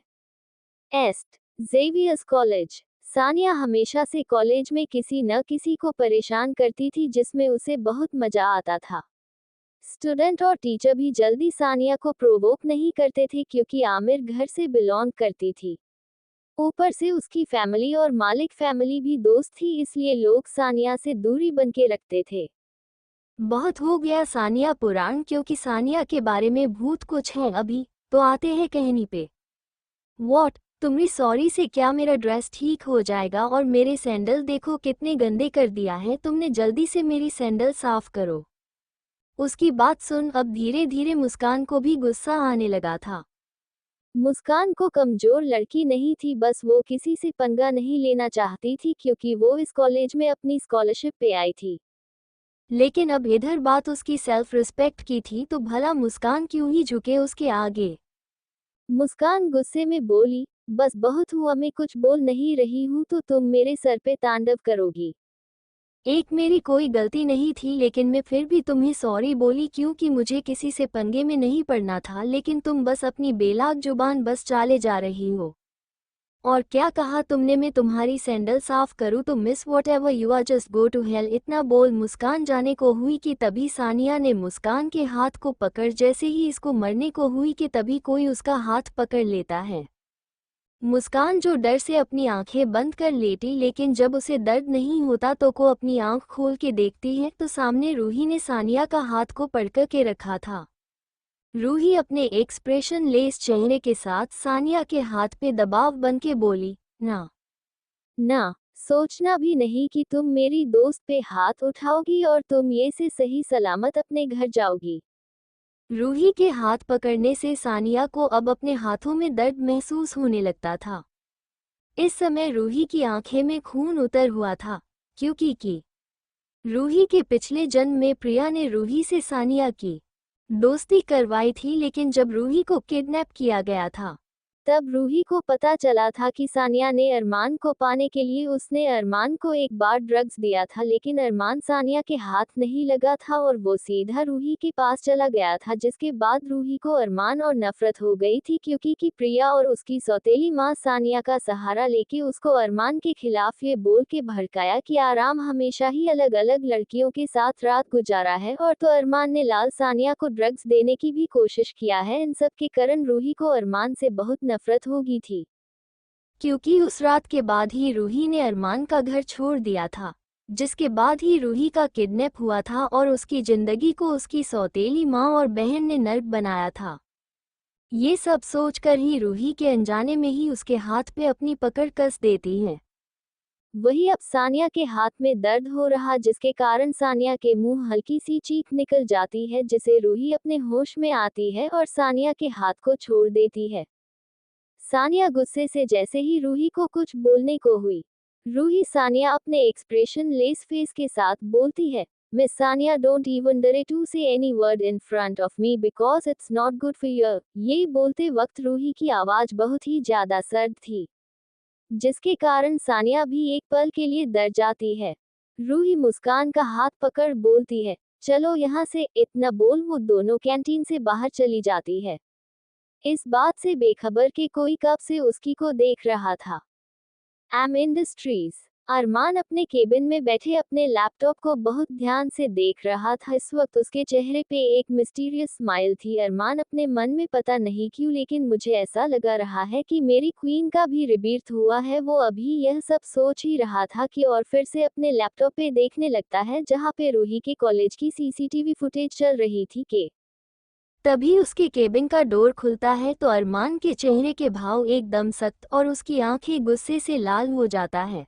अरमान के चेहरे वो मुस्कान ऐसे गायब होता है जिसे कभी वो स्माइल उसके फेस आई ही ना हो, क्योंकि उसको पता था इस वक्त उसके केबिन में कौन आ सकता है। अरमान के केबिन में सिर्फ कुछ ही लोग को बिना नॉक किए आने की परमिशन थी। पहले नॉक जरूर करना एंड नाउ गेट लॉस्ट। ये सब बोलते वक्त अरमान की आंखें गुस्से लाल थी, लेकिन उसने अपने चेहरे पे कोई एक्सप्रेशन नहीं लाता है। सोहेल भी गुस्से से बाहर निकल जाता है। अरमान भी अपने ब्रांडेड वॉच में टाइम देखते हुआ अपना ब्लेजर लेके अपने कंपनी से बाहर निकल जाता है, जहां उसके लिए कार पहले से रेडी होती है। एक गार्ड आगे आके कार का डोर ओपन करता है।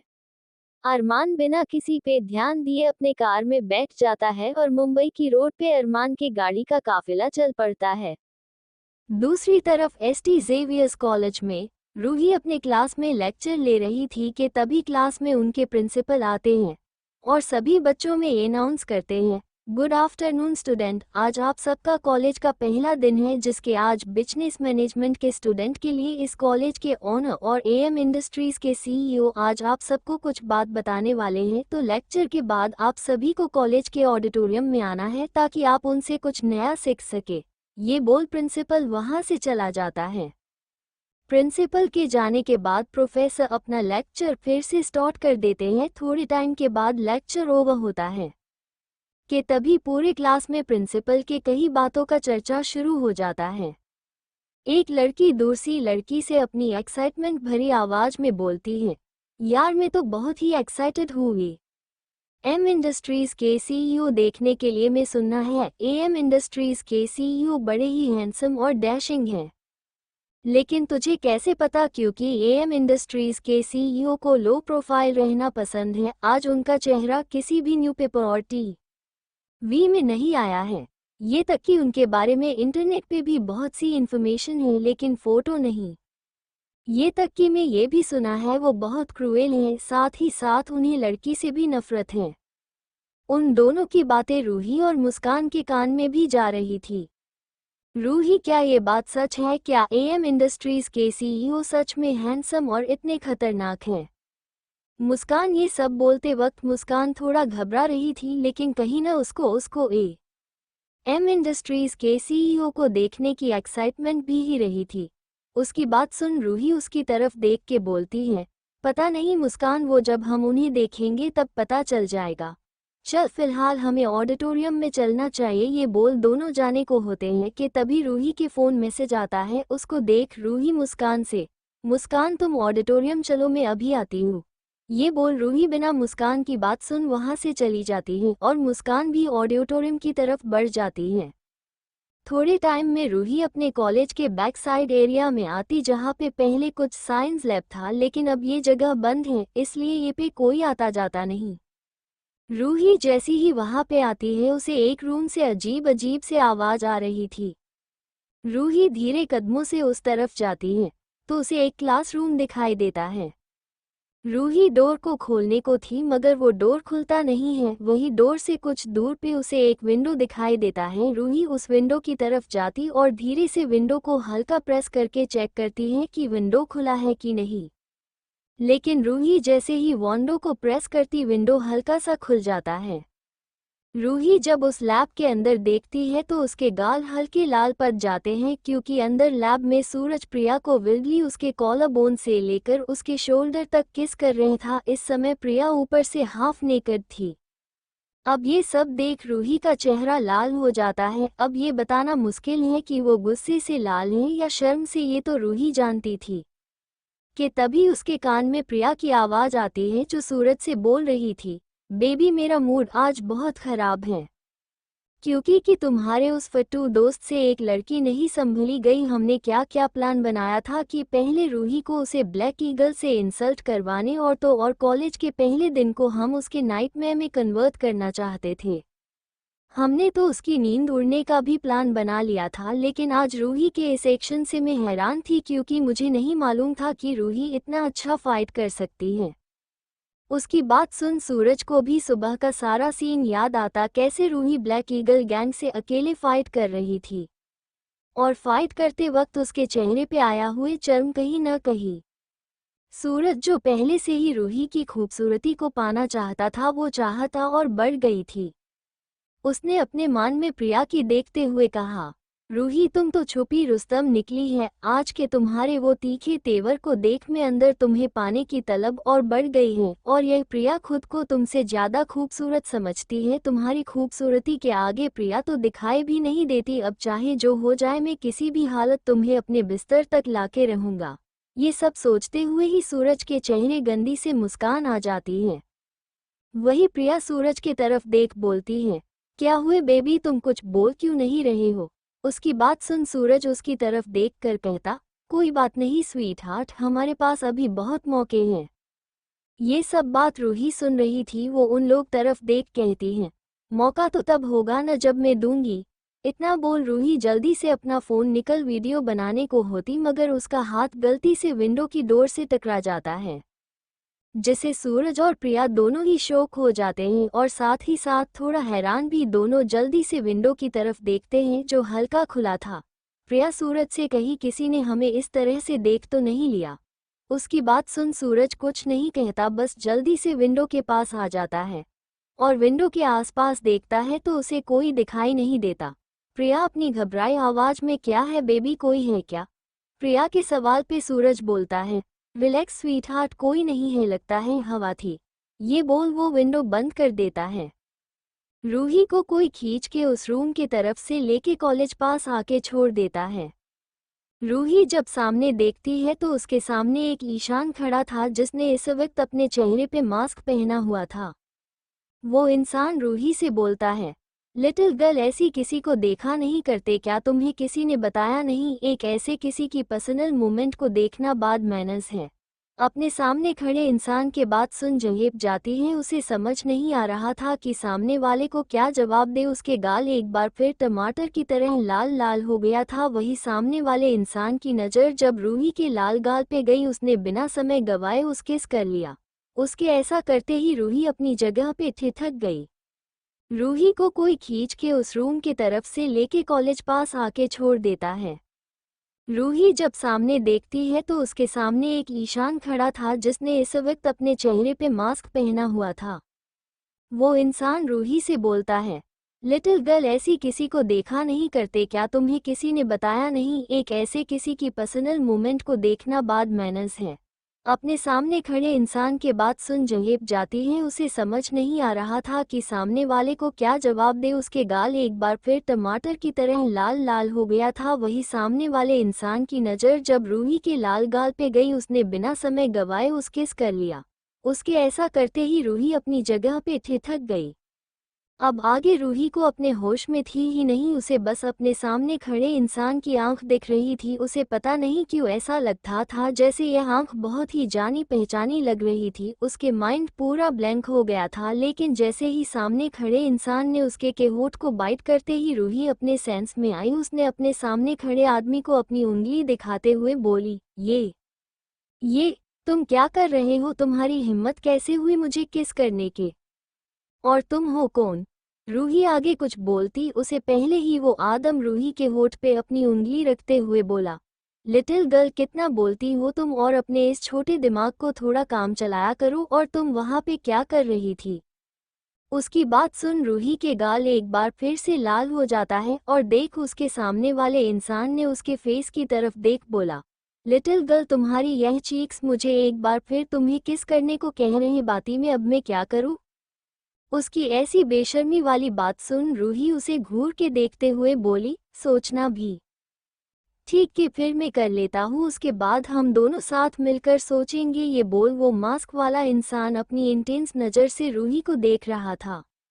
रूही अब उसको और उसकी बातों को और बर्दाश्त नहीं कर पा रही थी, इसलिए उसने सामने खड़े इंसान को जोर से धक्का देती है, जिसे वो इंसान संभाल नहीं पाया और 2 कदम पीछे हो जाता है। रूही मौके का फायदा उठा के वहां से भाग जाती है, क्योंकि उसे डर था कहीं सूरज और प्रिया उससे ये देख न ले, वरना इसका पूरा प्लान खराब हो जाएगा। जाने से पहले रूही उस आदमी की तरफ देख बोली, तुम्हें तो मैं देख लूंगी। उसकी बात पे वो आदमी बेशर्मी से बोला, ऑफ कोर्स लिटिल गर्ल देख लेना, वैसे अब मैं तुम्हारा ही तो हूँ। उसकी बातों पे एक बार फिर रूही हैरान हो जाती है और वहां से भाग जाती है। वही वो आदमी तब तक रूही को देखता है जब तक रूही उसके आंखों से ओझल नहीं हो गई। रूही के जाने के बाद उस आदमी अपने चेहरे वो पहना मास्क उतार दिया। अब उस मास्क के पीछे का हैंडसम चेहरा किसी और नहीं बल्कि अरमान का था। अरमान एक नज़र उस रूम को देखता है जहाँ पे इस समय सूरज और प्रिया, फिर एक चेहरे पे एक डेविल स्माइल आ जाती है। अरमान के चेहरे इस समय बेहद ही सख्त भाव था, उसकी आंख में सिर्फ और सिर्फ कोल्डनेसू था। होठ पे एक बेहद डरवानी हंसी थी। इस समय अगर कोई भी उसे देखता तो डर से वहीं बेहोश जाता है।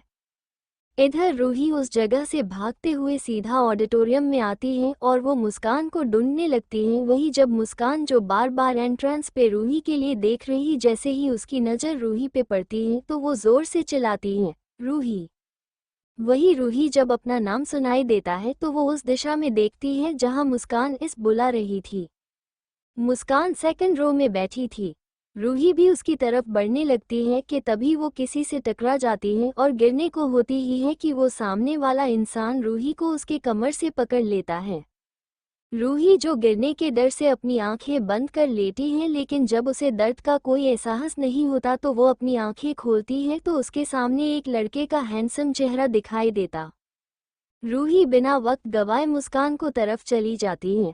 वही वो अपने बाल में हाथ फेरता है कि तभी उसके पीछे से उसका दोस्त आते हुए बोला, अभिनव तुम ये क्या कर रहे हो? चलो हमारा सिट वहाँ पे है। इतना बोल वो उसको अपने साथ ले जाने लगा। वही कोई था जिसकी हाथों की गुस्से मुट्ठी बन गई थी और चेहरे पे कोई एक्सप्रेशन नहीं था, मगर उसकी डार्कनेस से भर गई थी। आप लोग समझ ही गए होंगे, यह कोई और एनएचआई बल्कि अरमान था जो अभी अभी अपने ऑडिटोरियम में आ रहा था। स्टेज पे खड़े प्रिंसिपल सभी स्टूडेंट की तरफ देख सबको ग्रीट करते हुए बोले, स्टूडेंट आज यह मौजूद हर एक कोई न कोई सपने लेकर इस कॉलेज में आया है।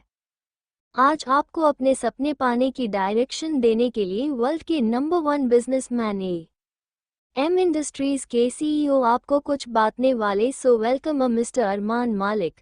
जैसे ही सबने ये नाम सुना वहाँ बैठ सभी लोग एक्साइटेड होकर वी क्लैप करने लगते हैं। तो रूही को ऐसा लगता है जैसे उसके सर पे 1500 वोल्ट का बिजली गिरा हो। उस समझ नहीं आ रहा था कि आज वो बार बार अरमान क्यों मिल रही है। वो जितना अरमान से दूर जाने को कोशिश कर रही थी, वो उतना ही उसके करीब आ रहा था। ऐसा नहीं कि रूही को अरमान से प्यार नहीं था, वो अरमान से बहुत प्यार करती थी, मगर उसके पीछे जन्म को कुछ भी हुआ था, उसके कारण वो अरमान को खुद से दूर रखना चाहती है। वो नहीं चाहती थी कि इस जन्म में वो अरमान को खो दे। स्टेज पे खड़े प्रिंसिपल सभी स्टूडेंट की तरफ देख सबको ग्रीट करते हुए बोले, स्टूडेंट, आज यह मौजूद हर एक कोई न कोई सपने लेकर इस कॉलेज में आया है। आज आपको अपने सपने पाने की डायरेक्शन देने के लिए वर्ल्ड के नंबर 1 बिजनेसमैन एम इंडस्ट्रीज के सीईओ आपको कुछ बांटने वाले। सो वेलकम मिस्टर अरमान मालिक। जैसे ही सबने ये नाम सुना वहां बैठ सभी लोग एक्साइटेड होकर वी क्लैप करने लगते हैं। तो रूही को ऐसा लगता है जैसे उसके सर पे 1500 वोल्ट का बिजली गिरा हो। उस समझ नहीं आ रहा था कि आज वो बार बार अरमान क्यों मिल रही है। वो जितना अरमान से दूर जाने को कोशिश कर रही थी, वो उतना ही उसके करीब आ रहा था। ऐसा नहीं कि रूही को अरमान से प्यार नहीं था, वो अरमान से बहुत प्यार करती थी, मगर उसके पीछे जन्म को कुछ भी हुआ था, उसके कारण वो अरमान को खुद से दूर रखना चाहती है। वो नहीं चाहती थी कि इस जन्म में वो अरमान को खो दे। अब आगे इसलिए उसने ये तय किया कि इस जन्म में जितना हो सके उससे दूर रहेगी। वही अरमान जैसे ही स्टेज पे आया, सभी लड़कियां उसे देख आहें भरने लगी। एक लड़की, यार यह कितना हैंडसम लग रहा, काश यह मुझे अपनी गर्लफ्रेंड ले। तो वही दूसरी लड़की, यार सच में ये कितना हॉट एंड हैंडसम है, आज समझ आ रहा कि यह क्यों ये दुनिया का सबसे हैंडसम बांदा है। अगर यह मुझे अपनी एक दिन का गर्लफ्रेंड बना ले तो मेरी लाइफ सेट है। अब ये बात तो ही था, क्योंकि आज अरमान लग ही रहा था इतना ब्लैक बिचनेस, आंखों पे गॉगल्स, चेहरे पे कोई एक्सप्रेशन नहीं था, लेकिन फिर उसके चर्म पे 1% भी काम नहीं हुआ था। वही उन लड़कियों की यह सारी बातें रूही के कानों में पड़ रही थी और उसे अंदर ही अंदर बहुत गुस्से आ रहा था, लेकिन फिर भी रूही अपने चेहरे पे यह एक्सप्रेशन आने नहीं दे रही थी। वही अरमान स्टेज पे खड़ा, उसका ध्यान तो सिर्फ रूही पे ही था, लेकिन आंखों पे गॉगल्स होने के कारण किसी को पता नहीं चल रहा था। तभी प्रिंसिपल ने अरमान की तरफ देख अपने बेहद जेंटल वॉइस में बोला, सर प्लीज हमारे स्टूडेंट्स को अपनी जर्नी और कुछ टिप्स शेयर करें। प्रिंसिपल की बात सुन अरमान सीधा माइक के पास जाके अपने आंखों पे से गॉगल्स को उतार देता है, तो अपनी नज़र ऊपर करता जिसे उसका हेजल ग्रीन आई सीधा रूही के ब्लू आई से मिलता है। अरमान बिना रूही से अपनी नज़रें हटाए अपनी बात बोलता है, हेलो स्टूडेंट्स, जैसे कि आज आप सबका कॉलेज में पहला दिन है, तो मैं आप सब से कहना चाहता हूँ कि हमारी स्कूल लाइफ और कॉलेज लाइफ दोनों ही बहुत ही प्रेशियस होता है, बट इसका मतलब यह नहीं आप अपने गोल को भूल जाओ। हमारा गोल एक ऐसा चैलेंज होता जिसे ऐसी ही यह सेमिनार 30 मिनट चलता और अरमान कुछ न कुछ बता रहा था। सेमिनार के दौरान अरमान की आंखें सिर्फ और सिर्फ रूह पे थी। वही रूही उसके ऐसे देखने से कंफर्टेबल नहीं थी, लेकिन वहां बैठे सभी स्टूडेंट को देख ऐसा लगता जैसे उन लोग को कोई हिप्नोटाइज कर दिया हो। सब लोग बस एक तक अरमान को देख रखे थे। थोड़े टाइम में सेमिनार ओवर होता है। रूही और मुस्कान ऑडिटोरियम से बाहर निकलते हैं कि तभी मुस्कान चहकते हुए बोली, रूही, अरमान सर ने कितना अच्छा स्पीच दिया ना, हाय मैं उनकी फैन हो गई हूँ। रूही तो बस मुस्कान की हाँ में हाँ मिला रही, लेकिन कुछ बोल नहीं रही थी। वो दोनों चल ही रहे थे को मुस्कान अपने सर पे हाथ मार के बोली, ओ तेरी, क्यों हुआ मुस्कान? रूही ने मुस्कान से पूछा। उसकी बात पे मुस्कान जैसी से बोली, यार रूही तुम आगे चलो, मैं अपना फ़ोन अंदर ऑडियोट्रम में भूल गई, अभी लेकर आती हूँ।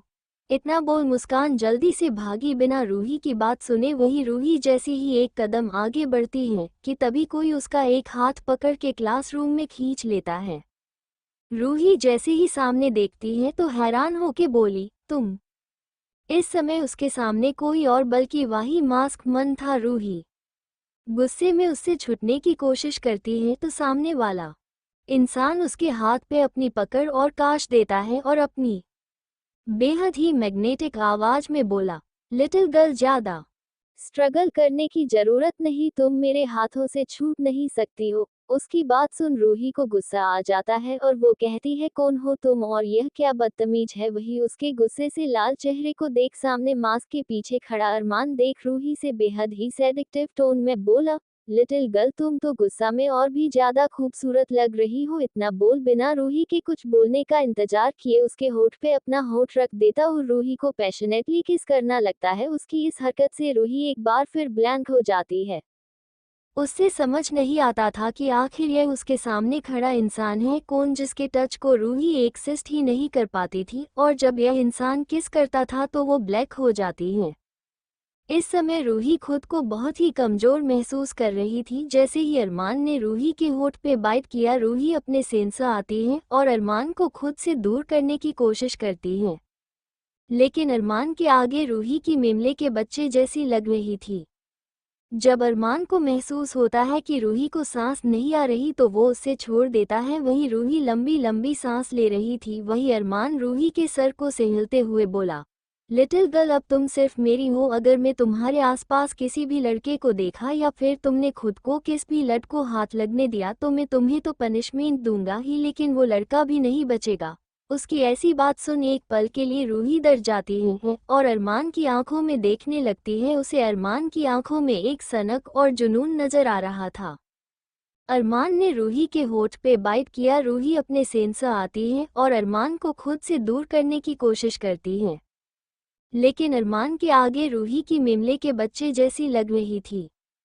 जब अरमान को महसूस होता है कि रूही को सांस नहीं आ रही तो वो उसे छोड़ देता है। वहीं रूही लंबी लंबी सांस ले रही थी। वहीं अरमान रूही के सर को सहलते हुए बोला, लिटिल गर्ल, अब तुम सिर्फ मेरी हो। अगर मैं तुम्हारे आसपास किसी भी लड़के को देखा या फिर तुमने खुद को किस भी लड़के को हाथ लगने दिया तो मैं तुम्हें तो पनिशमेंट दूंगा ही, लेकिन वो लड़का भी नहीं बचेगा। उसकी ऐसी बात सुन एक पल के लिए रूही डर जाती है और अरमान की आंखों में देखने लगती है। उसे अरमान की आंखों में एक सनक और जुनून नजर आ रहा था। अब आगे उसके हाथ रूही के बाह पे कसे हुए थे, जिसे रूही को बहुत दर्द हो रहा था। रूही उससे खुद को छुड़वाते हुए बोली, who the hell are you, और तुम होते कौन हो मुझे पे हक जमने वाले। यह मेरी लाइफ और मुझे अपनी में किसे आने की या जाने की या किसे बात करना है किसे नहीं, यह तुम नहीं बल्कि मैं डिसाइड करूंगी। इतना बोल रूही ने पूरी ताकत के साथ अरमान को धक्का दे दिया, जिसे अरमान एक कदम पीछे चला गया। रूही अरमान को अपनी उंगली से पॉइंट करते हुए बोली, अगर नेक्स्ट टाइम अगर तुमने ये सब किया तो मैं तुम्हें छोड़ूंगी नहीं। ये बोल रूही जाने को हुई, लेकिन तभी अरमान, जिसे रूही के बातों को बेहद गुस्सा आया था, उसने जल्दी से आगे बढ़ के रूही के हाथ को पकड़ लिया और फिर उसको दीवार से सटा दिया और अपनी एक एक शब्द को दांत पीसते हुए बोला, लिटिल गर्ल, अपनी कान खोल कर सुन लो। तुम पर, तुम्हारे जिस्म पर, तुम्हारे लाइफ पर अब सिर्फ और सिर्फ मेरा हक है, और यह बात जितनी जल्दी तुम समझ लो उतना अच्छा होगा। और एक बात, तुमने अभी जो कहा है उसकी सजा तो तुम्हें मिलेगी। ये बोल उसके फेस पे डेविल स्माइल आ जाती है। अरमान बिना वक्त गवाए रूही के होठ पे फिर से अपना होठ रख उसे बहुत ही अग्रेसिवली किस करने लगता है। इस किस में अरमान अपना गुस्सा, पागलपन, सनक, जुनून सब रूही को महसूस करवाने लगता है। रूही जो तब से आराम की गिरफ्त से निकलने की कोशिश कर रही थी, वो अब कोशिश करना बंद कर देती है कि तभी पता नहीं रूही के दिमाग में क्या आता है। रूही अपना हाथ उठा अरमान के चेहरे पे लगे मास्क को निकलने चली जाती है, मगर उसको छू भी पाती उससे पहले ही अरमान ने उसके हाथ को पकड़ लिया और ऊपर दीवार से सटा दिया। अब रूही खुद को बहुत बेबस महसूस कर रही थी कि तभी उसने ना आव देखा ना ताव और अपना एक पैर के घुटने से अरमान के पैरों के बीच बहुत कस के मारती है, जिसे अरमान तुरंत ही रूही को छोड़ देता है और अपनी लाल आंखों से रूही को घूरने लगता है, मगर रूही उस पे कोई ध्यान नहीं देती। रूही अरमान के देख भोली सी शकल बनाकर बोली, अगली बार मेरे करीब आने से पहले ये केक को याद कर लेना, और हाँ, ये से पहले हॉस्पिटल चलने जाना। ये बोल वो एक डेविल करते हुए भर चली जाती है। उसके जाने के बाद अरमान के चेहरे पे एक मिस्टीरियस स्माइल आ जाती है। राजवंश विला में रूही अपना कमरे में बैठी उस मास्क वाले आदमी के बारे में सोच रही थी। उससे बार बार उसका किस करना याद आता, उसकी वो अजीब अजीब बातें। रूही अभी सोच ही रही कि तभी उसके फ़ोन पे एक नोटिफिकेशन आया, जिसकी आवाज़ से रूही अपने होश में आती है और अपना फ़ोन चेक करती है तो उसे एक अननोन नंबर से मैसेज आया। जब वो मैसेज खोलती है तो उसमें लिखा था, लिटिल गर्ल, मेरे बारे में ज़्यादा मत सोचो वरना तुम्हारा छोटा सा दिमाग दर्द करने लगेगा। मैसेज पढ़ के रूही की आंखें चोटी हो जाती और उसकी हैरानी का कोई ठिकाना नहीं था। रूही अपने आप में बड़बड़ते हुए बोली, पता नहीं किसका मुंह देख लिए था सुबह सुबह जो यह आज कान खत्म होने नाम ही नहीं ले रही। ये बोल वो एक फिर से फ़ोन चेक करती है तो फिर से मैसेज आया जिसे पढ़ने के बाद रूही के एक ईवल स्माइल आ जाती है। रूह अपना साइड में पिलो को हक करके सो जाती है। दूसरी तरफ एक अंधेरे कमरे में 3 लोग को बांध के रख गया था। उन लोग को देख के ऐसा लग रहा था जैसे उन्हें कब से टॉर्चर किया जा रहा था कि तभी वो कुछ लोग के कदमों का आवाज आता है।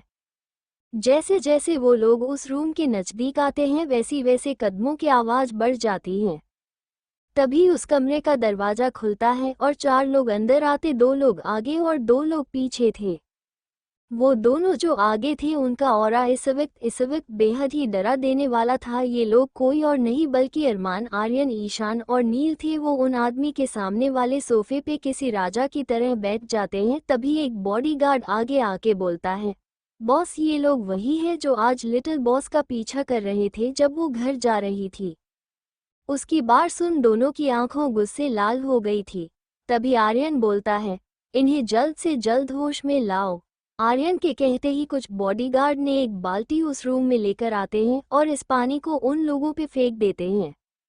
वो तीनों आदमी चिल्ला कर उठे हैं और वो लोग लगातार चिल्ला रहे थे क्योंकि उन बॉडीगार्ड ने जो उन पर पानी फेंका है उसमें उन लोग ने उस पानी में चिल्ली पाउडर मिक्स किया हुआ था और उनके बॉडी पे पहली से टॉर्चर के निशान थे जिसके करना चिल्ली वाटर पड़ने से उनको अपनी घाव पे जलन हो रही थी कि तभी अरमान अपनी बेहद ही डरावनी और कोल्ड आवाज में, शश आवाज नहीं, अगर किसी के भी मुंह से आवाज आए तो उसकी कब्र पहले खुदेगी।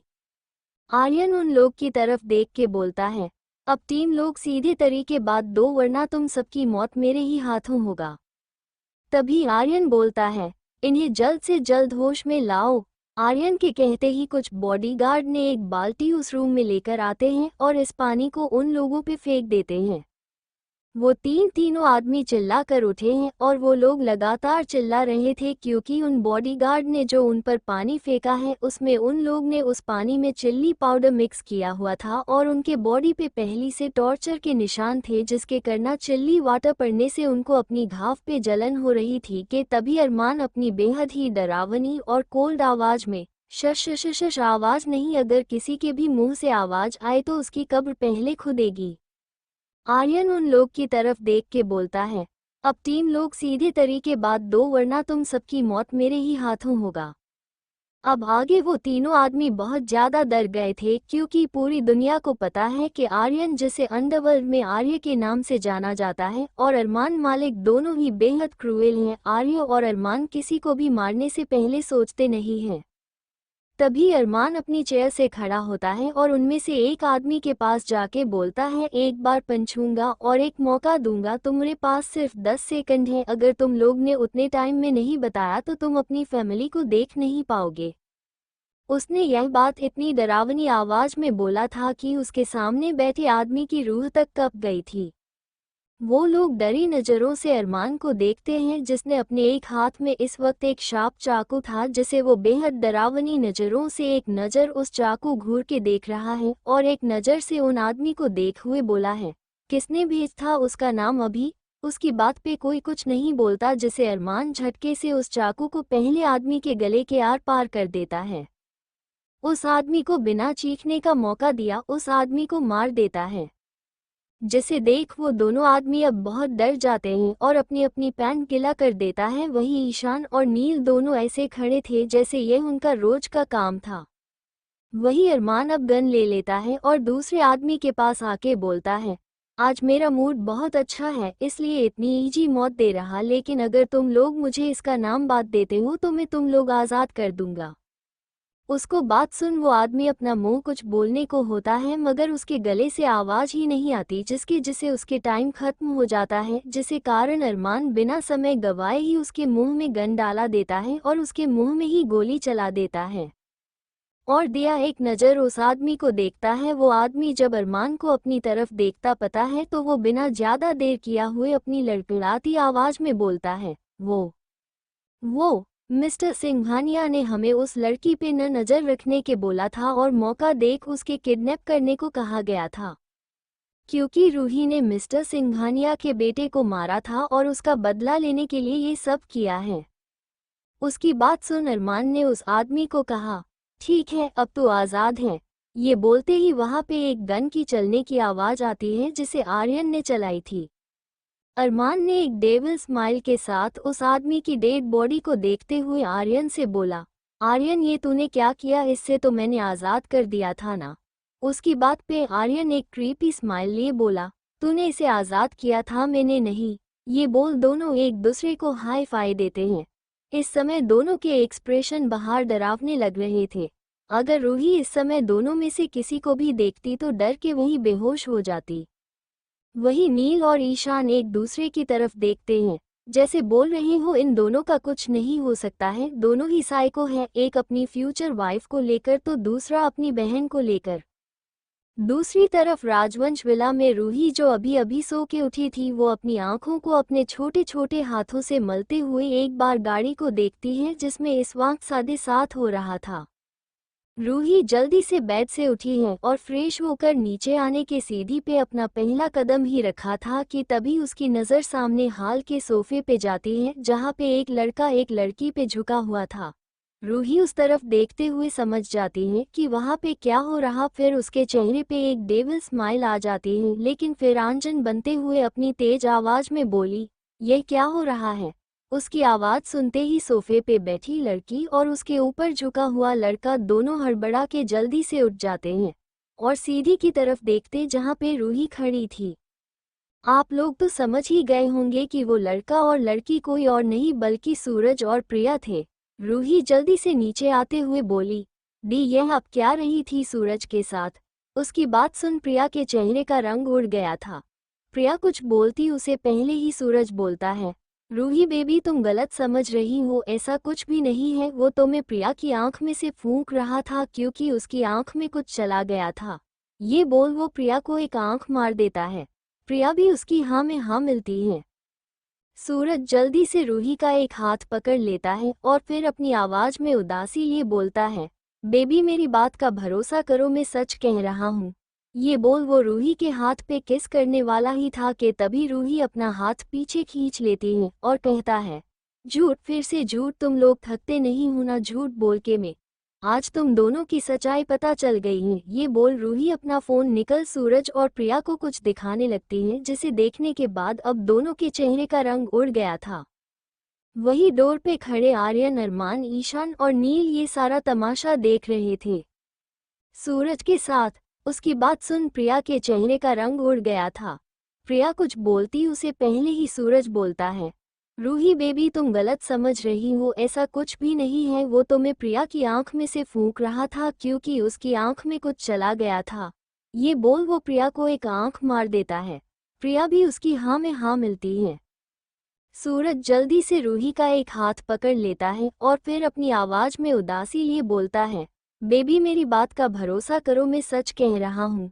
ये बोल वो रूही के हाथ पे किस करने वाला ही था कि तभी रूही अपना हाथ पीछे खींच लेती है और कहता है, झूठ, फिर से झूठ, तुम लोग थकते नहीं हो ना झूठ बोल के। मैं आज तुम दोनों की सच्चाई पता चल गई है। ये बोल रूही अपना फोन निकल सूरज और प्रिया को कुछ दिखाने लगती है, जिसे देखने के बाद अब दोनों के चेहरे का रंग उड़ गया था। वही डोर पे खड़े आर्यन, अरमान, ईशान और नील ये सारा तमाशा देख रहे थे। अब आगे क्योंकि रूही ने उन्हें उनका मेकआउट वीडियो था, जिसे देखने के बाद प्रिया अब अपने एक्सप्रेशन को नॉर्मल कर लेती है।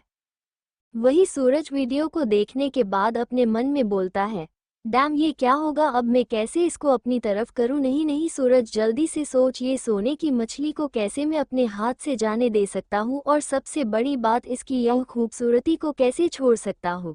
सूरज के दिमाग में ये चल रहा था कि अब कैसे वो रूही को अपने बिस्तर तक लाएगा, क्योंकि अब वो रूही के प्रॉपर्टी को हासिल करे, क्योंकि उसे पता था कि रूही अपने घर की सबसे ज्यादा लड़की है, जिसके कारण उसके नाम पे बहुत सी प्रॉपर्टी है।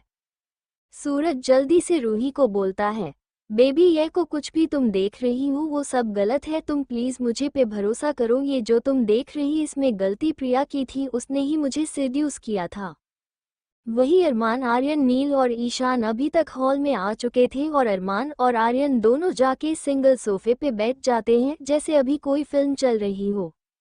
ईशान नील से अपनी एक्साइटमेंट भरी आवाज में बोला, वो आज अच्छा एंटरटेनमेंट होने वाला है, कश में पॉपकॉर्न लेकर आता। वही आर्यन और अरमान बैठे तमाशा देख रहे थे।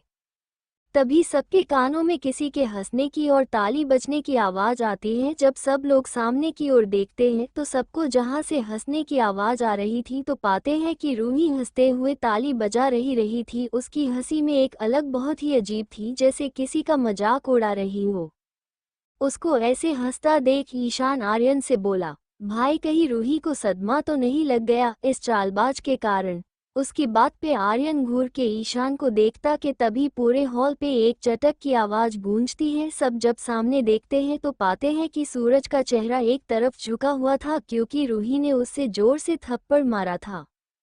सूरज जैसे ही फिर से कुछ बोलने को हुआ कि एक बार फिर रूही ने उसके गाल पे थप्पड़ मारा था। सूरज ने सर उठा के रूह को देखा जिसकी आंखें गुस्से से लाल थी क्योंकि रूही ने सूरज को थप्पड़ उसे धोखा देने के लिए बल्कि अपने पिछले जन्म का गुस्सा निकल रही थी। रूही ने सूरज को उंगली दिखते हुए सरकास्टिक वे में बोली, एक बार बेवकूफ़ी करने वाले को गलती कहते हैं मगर दोबारा बेवकूफ़ी को लोग रूही राजवंश बोलेंगे। और क्या कहा तुमने, प्रिया ने तुम्हें सेड्यूस किया और तुम सेड्यूस हो गए? क्या तुम्हें अपने हार्मोन पे इतना भी कंट्रोल नहीं था और तुम इस प्यार कहते हो? और फिर प्रिया की तरफ देख बोली, मिस प्रिया राजवंश, आपको क्या लगा आप मुझे धोखा देंगी और मैं कुछ नहीं बोलूंगी? टीसीएच बहुत ही गलत सोचा आपने, क्योंकि अगर आपने मुझे मेरी जानने होती तो मैं वो भी आपको खुशी खुशी दे देती। और ये तो बात सूरज की थी, लेकिन आपने ने मुझे धोखा दिया और मुझे धोखा देने वाले या धोखेबाज से सख्त नफरत है। उसकी बात सुन अब प्रिया को थोड़ा डर लग रहा था क्योंकि उसका और उसकी मम्मी ने जो प्लान बनाया था वो आज खराब होने वाली थी।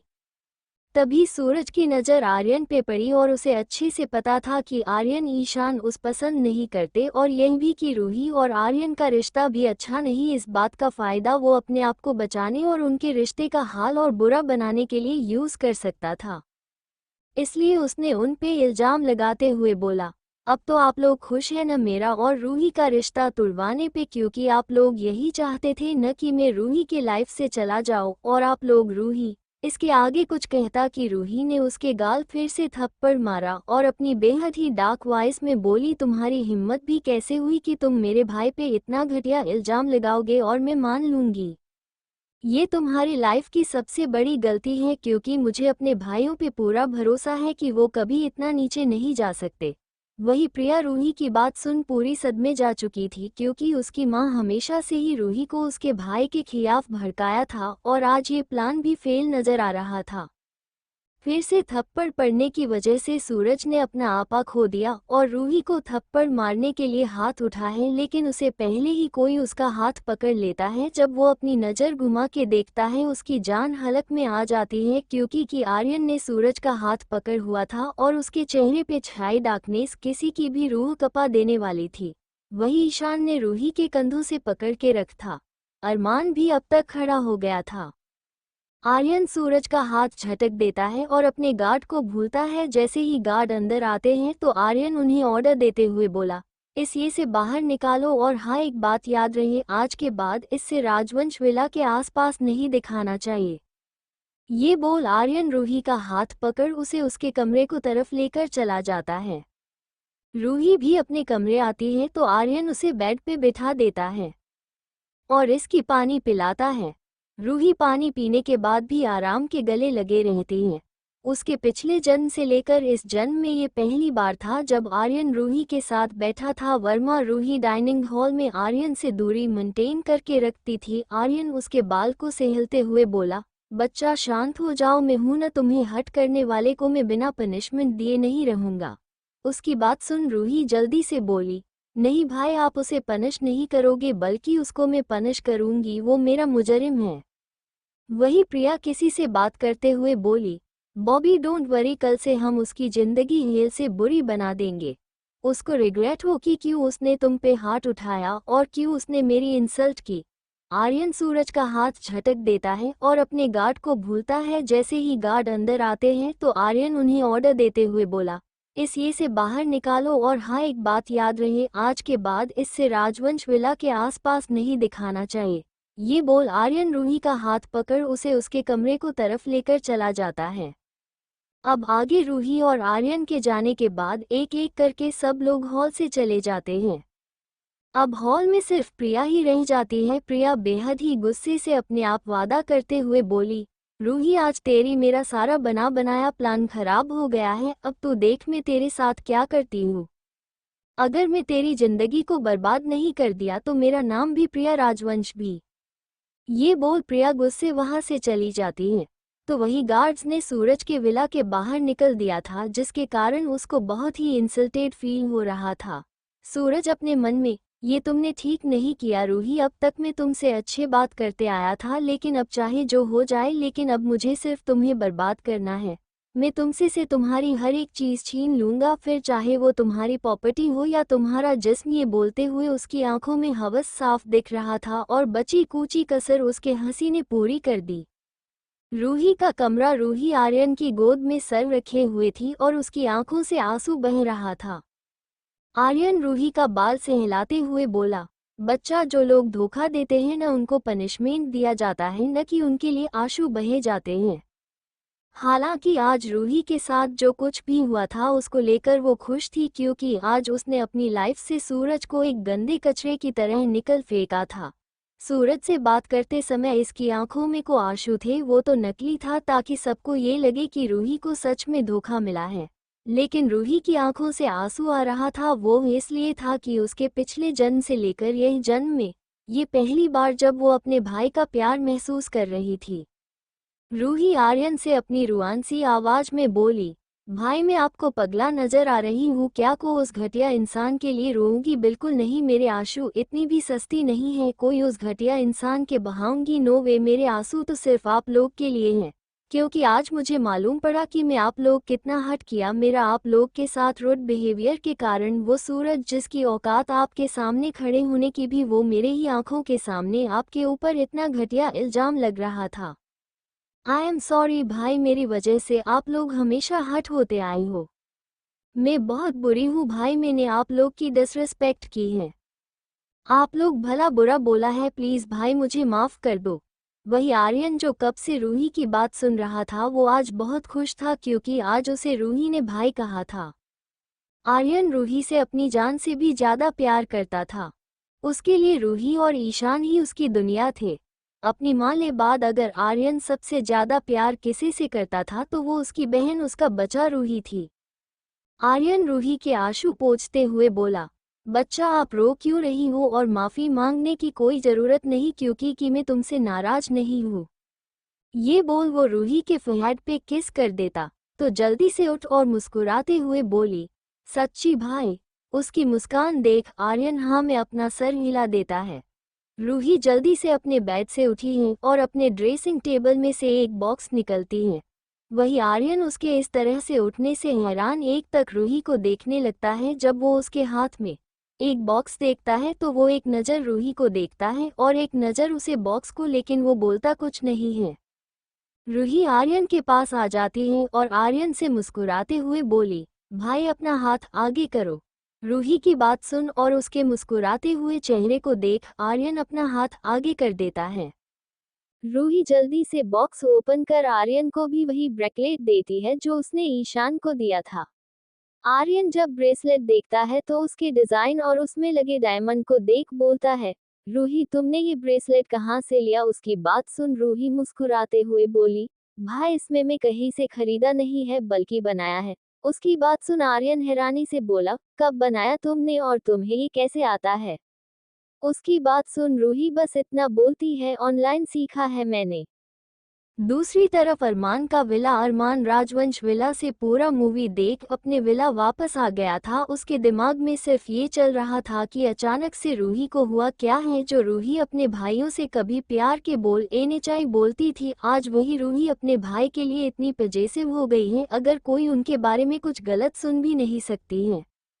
डोल कुछ तो है जो सामने ही कर सामने नहीं है, और इस बात का पता तो मैं करके ही रहूंगा। तभी अरमान किसी को कॉल करके कुछ इंस्ट्रक्शन देता है और कॉल काट कर अपने बालकनी में आके एक तक चांद को देखने लगता है। राजवंश विला में सभी लोग डाइनिंग हॉल में बैठे डिनर कर रहे थे। आर्यन आज अपने हाथ से रूही को खाना सर्व कर रहा था। ईशान और रूही कुछ बात कर हंस रहे थे और यह सब देख प्रिया और सुनीता जी को गुस्सा आ रहा था, क्योंकि उन दोनों को ही रूही की खुशी बर्दाश्त नहीं थी।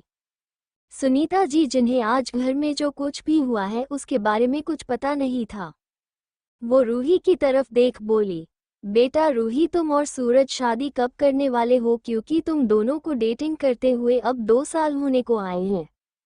उसकी बात सुन रूही, जो खाने को बाइट लेने के लिए हाथ बढ़ाई ही थी कि उसके हाथ हवा में रुक जाते हैं।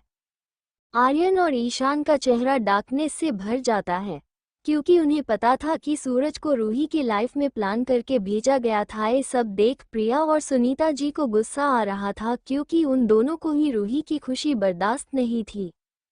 सुनीता जी, जिन्हें आज घर में जो कुछ भी हुआ है उसके बारे में कुछ पता नहीं था, वो रूही की तरफ देख बोली, बेटा रूही, तुम और सूरज शादी कब करने वाले हो, क्योंकि तुम दोनों को डेटिंग करते हुए अब 2 साल होने को आए हैं।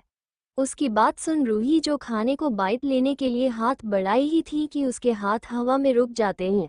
आर्यन और ईशान का चेहरा डार्कनेस से भर जाता है, क्योंकि उन्हें पता था कि सूरज को रूही के लाइफ में प्लान करके भेजा गया था।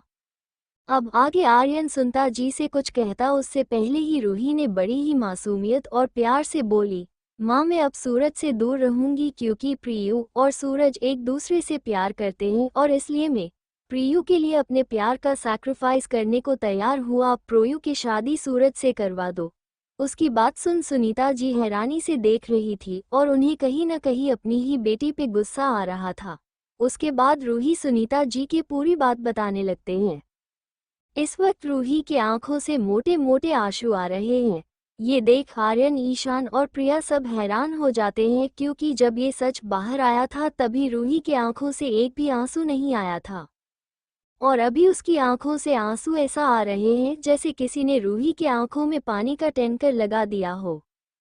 उसकी आंखों में आंसू देख सुनीता जी अपने मन में कहती हैं, अरे नहीं, ये पासा उल्टा कैसे पड़ गया, और रूही को कैसे पता चला। उनके दिमाग में अभी यह सब चल ही रहा था कि तभी उनके कान में आर्यन की आवाज़ पड़ती है, जो रूही को आवाज़ दे रहा था, क्योंकि रूही रोते हुए अपने कमरे में भाग गई थी।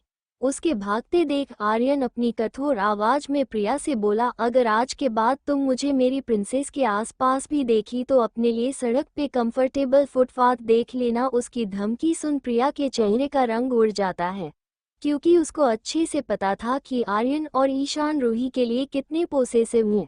हालांकि आर्यन को ये बात अच्छे से पता है कि रूही एक्टिंग कर रही है, और इसलिए उसने प्रिया को धमकाया था। रूही का कमरा। रूही अपने कमरे में आते ही अपनी आंख से बह रहे आंसू की अपनी फिंगर टिप पे लेकर अपने अंगूठे से झटके उड़ती है, और उसके चेहरे पे न कोई मासूमियत थी न कोई आंसू। अगर कुछ था जो सिर्फ और सिर्फ एक डेविल स्माइल। रूही अपने आईने के सामने खड़ी हो जाती है, फिर खुद के अक्ष को देख बोलती है, TCH ओ मेरी प्यारी स्टेप प्रियू, तुम बहुत शौक था न मेरी लाइफ में सूरज को भेजने की, उसकी शादी मुझसे करने की। अब तुम देखती जाओ कैसे ये रूही तुम्हें बर्बाद करती है, और अब शुरू होगा रूही का बदला, जिसकी शुरुआत भी तुमसे ही होगी। ये सब बोलते वक्त उसके चेहरे पे बेहद डार्क एक्सप्रेशन थे। इधर रूही ने अपने बदले की शुरुआत कर दी थी, तो वही दूसरी तरफ प्रिया अपने कमरे में सारे सामान का तोड़ फोड़ कर रही थी। इस समय उसके गुस्से की कोई सीमा नहीं थी कि तभी उसके कमरे में सुनीता जी की आती और ना आव देखा ना ताव, उन्होंने सीधा ही प्रिया को अपनी तरफ करके उसके गाल पे थप्पड़ मार देती है। प्रिया, जो पहले से ही अपने गुस्से में पागल हो रही, वो सुनीता जी पे चिल्लाते हुए बोली, मॉम, अपने आपने आज तक मुझे पे हाथ नहीं उठाया, और अभी उस रूही के लिए आपने मुझे हाथ उठाया। लगता है आपको अपनी सगी बेटी से ज्यादा अपनी सौतेली बेटी से प्यार है। उसकी बात पे सुनीता जी उसका हाथ पकड़ उसे बेड पे बिठा देती और उसकी तरफ देखते हुए बोली, मैंने तुम्हें उसके लिए नहीं मारा है, मैंने तुम्हें इसलिए मारा है क्योंकि तुम्हारी वजह से हमारा प्लान खराब हो गया है, क्योंकि कल उसका जन्मदिन है और कल ही मैंने उसका एंगेजमेंट सूरज के साथ करने का फैसला किया ताकि जल्द से जल्द उसकी शादी हम सूरज के कर सकते थे, ताकि उसकी प्रॉपर्टी हम मिल सके, और सिर्फ तुम्हारी बेवकूफ़ी की वजह से मेरा पूरा प्लान चौपट हो गया है। और अब तो 3 रूही के गुड बुक्स से भी भरा हो गई हो। लेकिन उसे पता कैसे चला तुम्हारे और सूरज के बारे में? उसकी बात सुन एक पल के लिए तो प्रिया भी सोच में पड़ जाती है। अरमान का विला, अरमान का कमरा। इस वक्त पूरे रूम में रेड थीम लाइट जल रही थी। उसके चेहरे पे इस वक्त कोई इमोशन नहीं था, लेकिन उसके दिमाग में कुछ तो चल रहा, पर क्या चल रहा ये तो सिर्फ अरमान ही जानता है। अरमान सीली को देखते हुए अपनी बेहद डार्क एक्सप्रेशन के साथ बोला, जंगल में जानवर बहुत हैं मगर राजा तो एक ही होता है। अब होगा खेल शुरू। ये बोल वो जोर जोर से हंसने लगता है। उसकी हंसी बेहद ही डरावना थी। दूसरे दिन राजवंश विला। आज पूरे राजवंश विला को बेहद ही खूबसूरत तरीके से सजाया हुआ था, क्योंकि आज रूही का बर्थडे था और आज रूही पूरे 21 साल की हो जाएगी। राजवंश परिवार डाइनिंग हॉल में बैठे अपना ब्रेकफास्ट कर रहे थे। डाइनिंग हॉल में सब थे सिवाय रूही के। ईशान आर्यन से बोलता है, भाई आज प्रिंसेस का बर्थडे पर हमारी प्रिंसेस दिखाई क्यों नहीं दे रही है? तभी पीछे से आवाज आती है, गुड मॉर्निंग भाई। उसका आवाज सुनते ही आर्यन और ईशान के चेहरे वो छोटी सी मुस्कान आ जाती है। दोनों पीछे की तरफ पलते हैं तो उन्हें रूही, जिसने आज टेलर सूट पहना हुआ था, उसके बिना मेकअप का चेहरा, खुले बाल, आंखों में काजल, होठ पे लिप बाम लगता था, चेहरे पे बिखरी मासूमियत, उस पे गाल पे डिंपल पड़ते हुए स्माइल। इसमें रूह बहुत सुंदर लग रही थी, तो वही उसकी खूबसूरती को देख प्रिया जलन से भर जाती है। प्रिया रूही को देख बोलती है, आज जितना उड़ना है उड़ लो रूही, क्योंकि आज रात के बाद तुम चैन से जी नहीं पाओगी। यह बोल उसके चेहरे पे एक देवर स्माइल आ जाती, लेकिन फिर जल्दी से अपने एक्सप्रेशन को ठीक करके बोलती, रूही आज तुम बहुत सुंदर लग रही हो। उसकी बात सुन रूही अपने मन में बोलती है, हाँ हाँ डायन, तुझे क्या लगता है तो क्या सोच रही है, मुझे अच्छे से पता है। ये सब रूही अपने मन में बोलती है। फिर प्रिया की तरफ देख बोलती है, थैंक यू प्रियू। आज पूरे राजवंश विला को बेहद ही खूबसूरत तरीके से सजाया हुआ था, क्योंकि आज रूही का बर्थडे था और आज रूही पूरे 21 साल की हो जाएगी। राजवंश परिवार डाइनिंग हॉल में बैठे अपना ब्रेकफास्ट कर रहे थे। डाइनिंग हॉल में सब थे सिवाय रूही के। ईशान आर्यन से बोलता है, भाई आज प्रिंसेस का बर्थडे पर हमारी प्रिंसेस दिखाई क्यों नहीं दे रही है? तभी पीछे से आवाज आती है, गुड मॉर्निंग भाई। उसका आवाज सुनते ही आर्यन और ईशान के चेहरे वो छोटी सी मुस्कान आ जाती है। अब आगे रूही जल्दी से डाइनिंग हॉल में आ जाती है और एक नज़र सभी पे डालती है। जहां ईशान आर्यन के चेहरे पे एक गहरी मुस्कान होती है, तो वही सुनीता जी और प्रिया के चेहरे पे जलन और गुस्सा होता है। लेकिन आज उसे एक और ऐसा नज़र दिखा जिसे देखने के बाद रूही के चेहरे पे हैरानी के भाव आ जाते हैं, क्योंकि प्रेम जी भी अपनी बेटी के इस दिन के बहुत खुश थे, क्योंकि जब से रूही की मां का मौत हुआ था उस दिन के बाद रूही ने कभी भी अपना बर्थडे सेलिब्रेट नहीं किया था। इसलिए आज उनके चेहरे पे एक छोटी सी न दिखने वाली स्माइल थी जिसे रूही ने नोटिस कर लिए था। रूही ने जन से होश संभाल था तब से उसने अपने पापा को खुलकर हंसते हुए नहीं देखा था, या ये कहे हैं उसने अपने पापा और भाइयों से सारे रिश्ते तोड़ लिए थे। आज रूही ने अपने पापा के चेहरे का वो मुस्कान देख उसे अच्छा लगता है। रूही भी सबके साथ दिमाग टेबल पे बैठ के ब्रेकफास्ट करने लगती है। तभी एक सर्वेंट डाइनिंग हॉल में आता है और बोलता है, लिटिल बॉस बाहर मिस्टर रायजादा आए हैं और वो आपको बुला रहे हैं। मिस्टर रायजादा का नाम सुन सबके कान खड़े हो जाते हैं। आर्यन अपने मन में कहता है, मिस्टर रायजादा तो माँ ले पर्सनल लॉयर हैं, लेकिन माँ ले मारने के इतने साल बाद यहाँ क्यों आए हैं? यही बात प्रेम जी के मन में भी चल रहा था। रूही सर्वेंट से बोलती है, ठीक तुम उन्हें हॉल में बैठने के लिए बोली, मैं अभी आती हूँ। उसकी बात सुन सर्वेंट सर झुका के चला जाता है। उसके जाने के बाद रूही भी हॉल में चली जाती है।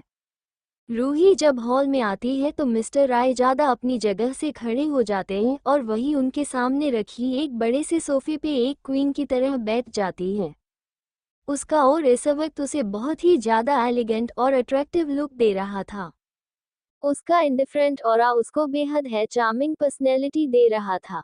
प्रिया तो उसको ऐसे देखती ही रह जाती और उसकी आंखों में जलन दिखाई देता है। वही सुनीता जी के चेहरे का रंग उड़ जाता है क्योंकि इस वक्त उसे रूही में अपनी बड़ी बहन सिद्धि दिखाई दे रही थी, क्योंकि रूही एकदम अपनी माँ के जैसे दिखती थी। मिस्टर रायजादा भी रूही को देख बोलते हैं, हेलो लिटिल बॉस, आज इतने साल बाद आपको देख ऐसा लग रहा है कि मेरे सामने इस समय माँ हो। उसकी बात पे रूही हंस देती है और उन्हें बैठने का इशारा करती है। आप सब लोग हॉल में बैठे थे कि तभी आर्यन बिना किसी एक्सप्रेशन के मिस्टर रायजादा से उनके घर आने का पूछते हैं, जिसपे मिस्टर रायजादा अपना चश्मा सही करते हुए बोले, मिस्टर राजवंश, जैसा कि आपको पता है आपकी मॉम ने जाने से पहले अपनी प्रॉपर्टी लिटिल बॉस को दी थी, इसलिए आज मैं उन्हें उन प्रॉपर्टी के पेपर को देने आया हूँ। ये बोल उन्होंने ने अपने बैग से कुछ डॉक्यूमेंट निकाला और रूही की तरफ बढ़ते हुए बोले, लिटिल बॉस, ये है आपकी मॉम की वसीयत, जिसमें उन्होंने साफ शब्द में कहा है कि जब आप 21 वर्ष हो जाए तो मैं तुम ये पेपर्स और यह आपकी मॉम का लास्ट लेटर दे दूँ, और यह है उनकी कंपनी के डॉक्यूमेंट्स जो उन्होंने आपके नाम पे कर दिया है। जैसे ही सबने कंपनी शब्द सुना तो सब हैरान हो गए, क्योंकि उन्हें नहीं पता था कि उनकी माँ की भी खुद की एक कंपनी होगी। रूही ने हैरानी से बोली, यह आप क्या बोल रहे हैं अंकल, मॉम की कोई कंपनी भी है? उसकी बात पे मिस्टर रायजादा ने हाँ में सिर हिला दिया और अपनी बात को कंटिन्यू करते हुए बोले, और आपकी उस कंपनी को उनका सबसे भरोसेमंद आदमी चला रहा है और उस कंपनी का मैनेजर चला रहे हैं। ये तक कि आपकी माँ ने वसीयत में ये भी लिखा है कि जब आप पूरे 21 साल के नहीं हो जाते तब तक उस कंपनी का जो भी प्रॉफिट होगा इसे किसी भी अनाथ आश्रम में दिया जाए। जैसे जैसे सब उनकी बात सुन रहे थे वैसे वैसे सबकी हैरानी का कोई ठिकाना नहीं था। तो वही सुनीता जी और प्रिया दोनों माँ बेटी गुस्से और जलन से भर उठी। अब उन्हें किसी भी हाल में रूही के लिए लड़का ढूंढना होगा। वो दोनों माँ बेटी रूही को घूर रही थी, तो वही रूही मिस्टर रायजादा के हाथ से वो वसीयत ले लेती है। फिर मिस्टर रायजादा की तरफ देख अपनी आंखों में आंसू लिए बोली, thank you lawyer uncle. Mister Raizada अपनी जगह से खड़े होते हुए रूही से बोले, लिटिल बॉस, इसमें थैंक यू वाली क्या बात, ये तो मेरा फर्ज था। रूही मिस्टर रायजादा की तरफ देखती है, उनकी आंखों में एक झिझक नजर आती है। रूही मिस्टर रायजादा की तरफ देख बोलती है, लॉयर अंकल, आपको और कुछ कहना है क्या? उसकी बात पे मिस्टर रायजादा बोले, हाँ, लेकिन वो बात मुझे अकेले में करना है। उसकी बात सुन रूही उन्हें घर के भर लेके आती है, जहां उसे मिस्टर रायजादा कुछ बोलते हैं, जिसे सुन के बाद रूह के होश उड़ जाते हैं और वो हैरानी से बोलती है, क्या ऐसा आपसे मॉम ने कहा था? उसकी बात सुन मिस्टर रायजादा अपना हाँ में हिला देते हैं। थोड़े टाइम में रूही अपने घर में आती है और उसके दिमाग में बस मिस्टर रायजादा की बातें ही घूम रही थी। तभी उसके सामने आर्यन और ईशान आ जाते हैं। आर्यन रूही के सर को सहलाते हुए प्यार से बोला, प्रिंसेस, हम अभी ऑफिस जा रहे हैं क्योंकि आज एक बहुत ही इम्पोर्टेंट मीटिंग है, लेकिन हम शाम को टाइम से आ जाएंगे और 4 बजे आपके पसंद के ड्रेस और मेकअप आर्टिस्ट भी आएंगे, तो आप रेडी हो जाना। ये बोल वो रूही के फोरहेड पे किस कर लेता है। दूसरी तरफ एएम इंडस्ट्रीज में अरमान अभी एक मीटिंग रूम में बैठा हुआ था। वहां का माहौल बहुत ज्यादा गर्म था। इसमें समय अरमान की आंखें गुस्से से लाल थी, उसके चेहरे पे कोई एक्सप्रेशन नहीं था। अरमान अपने कोल्ड ऑरा के साथ सामने लगे प्रोजेक्टर पे देखे जा रहा था।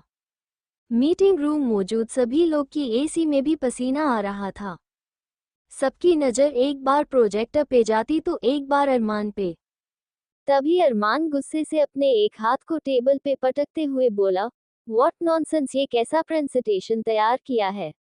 इसे वाहियात प्रेजेंटेशन के लिए तुम लोगों ने मेरा इतना टाइम वेस्ट किया है।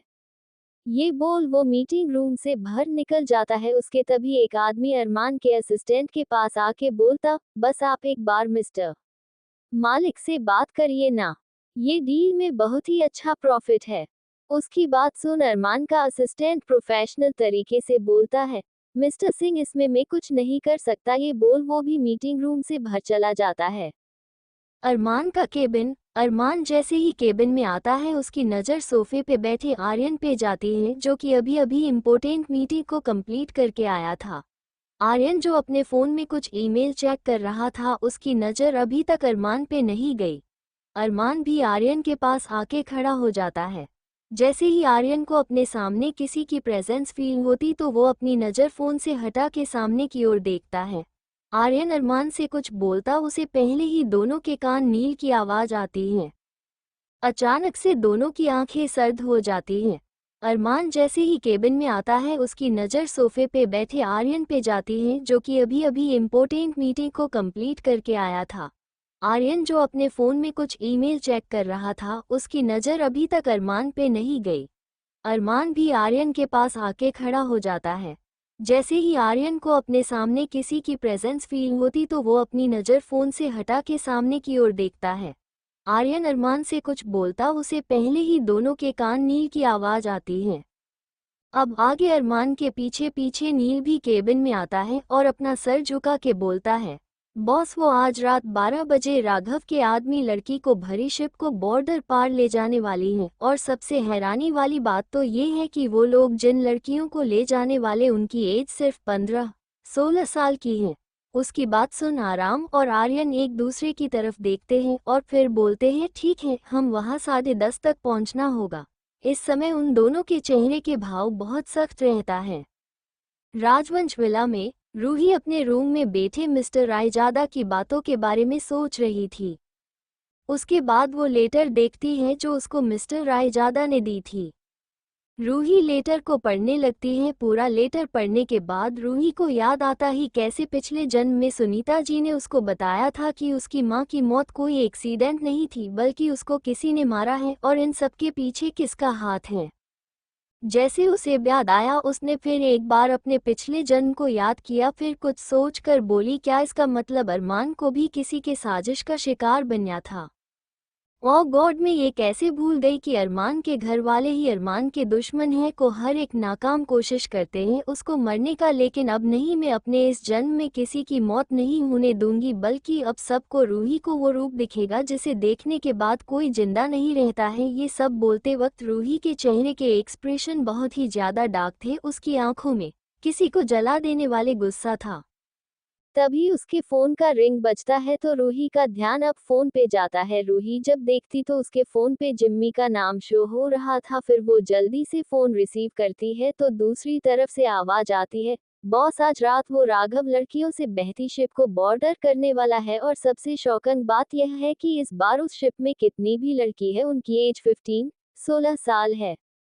उसकी बात सुन रूही बोलती है, ठीक। फिर वो उसके कुछ इंस्ट्रक्शन दे देती है।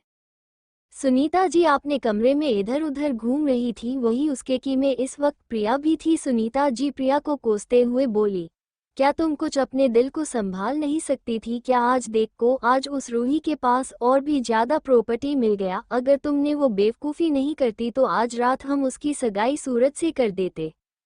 लेकिन नहीं, तुम्हें तो बस कुछ न कुछ करके मेरा प्लान खराब करने का मौका चाहिए होता है। उसकी बात सुन प्रिया चिढ़ के कहती है, ओ मॉम जस्ट स्टॉप इट, कल से आप मुझे टॉन्ट मार रही हूँ, मेरा कान पक गया है। ये बोल वो कमरे से भर चली जाती है। उसके जाते ही सुनीता जी किसी को कॉल करती है सामने से। कॉल पिकअप होते ही, क्या हुआ जान, तुमने आज मुझे याद किया। उसकी बात सुन सुनीता जी को पहले से ही गुस्से में थी। उन्होंने अपने गुस्से को और कंट्रोल नहीं कर पाती हैं और सामने वाले इंसान पे टूट पड़ती हैं। अगर तुम्हें अपनी अय्यासी से फुर्सत मिले तब न मैं तुम्हें कॉल करूंगी। उसकी बात सुन सामने वाले शख्स ने कहा, बात क्या है। उसकी बात सुन सुनीता बोली, तुम्हारी वो बेटी ने सारा किया कराया खराब कर दिया है, और आज प्लान के मुताबिक रूही पूरी 21 साल की हो जाएगी, और हमने उसकी सगाई सूरज से करने वाले थे। लेकिन अब रूही को पता चल चुका है कि सूरज प्रिया से प्यार करता है। उसके बाद सुनीता जी उस शख्स को सुबह की सारी बात बता देती, जिसे सुनने के बाद सामने वाले इंसान ने हंसते हुए बोला, तुम फिक्र मत करो, आज रात इस लड़की का आखिरी दिन होगा। जैसे ही सुनीता ये सुनती है तो वो अपने चेहरे पे गुस्सा लिए बोलती है, ओह अच्छा, और तुम ऐसा करोगे कैसे। उसकी बात सुन सामने वाले शख्स ने उसे कुछ बोला। उसकी बात सुन सुनीता के आंखों में एक चमक और होठ पे एक डेविल स्माइल आ जाती है। फिर वो दोनों थोड़ी देर और बात करते हैं। शाम का वक्त धीरे धीरे सभी गेस्ट आने लगे थे। आज पूरा राजवंश विला बहुत ही खूबसूरती से सजाया था। प्रिया ने आज रेड वाइन कलर की रिवीलिंग ड्रेस पहनी थी जिसमें वह बहुत हॉट लग रही थी। चेहरे पे हमेशा की तरह 150 किलोग्राम मेकअप पोता हुआ था। तभी विला के सामने से कुछ गाड़ी रुकती है तो सबकी नज़र एंट्रेंस पे चली जाती है। तभी कुछ ही देर में वहां पे 4 लोग की एंट्री होती है। अब आप लोग समझ ही गए होंगे कि यह 4 लोग कौन हैं। जी हाँ, ये लोग कोई और नहीं बल्कि आर्यन, अरमान, नील और ईशान थे। जैसे ही उन्होंने घर में एंट्री ली सभी लड़कियों की नज़र आर्यन और अरमान पे चली जाती है। उन्हें देख सभी लड़की आगे बढ़ती हैं क्योंकि आज चारों बहुत ही ज़्यादा हैंडसम लग रहे थे। वही प्रिया ने जैसे ही अरमान को देखा उसकी आंखों में चमक आ जाती है और वो बस अरमान को घूरने लगती हैं। To be continued. Thank you for joining me on this storytelling journey. If you enjoyed today's story, make sure to give this video a thumbs up and share it with your friends. Don't forget to hit the subscribe button and the bell icon so you never miss an update. We have many more exciting stories coming your way, and trust me, you won't want to miss them. Until next time, keep dreaming and keep believing in the magic of stories. See you in the next video.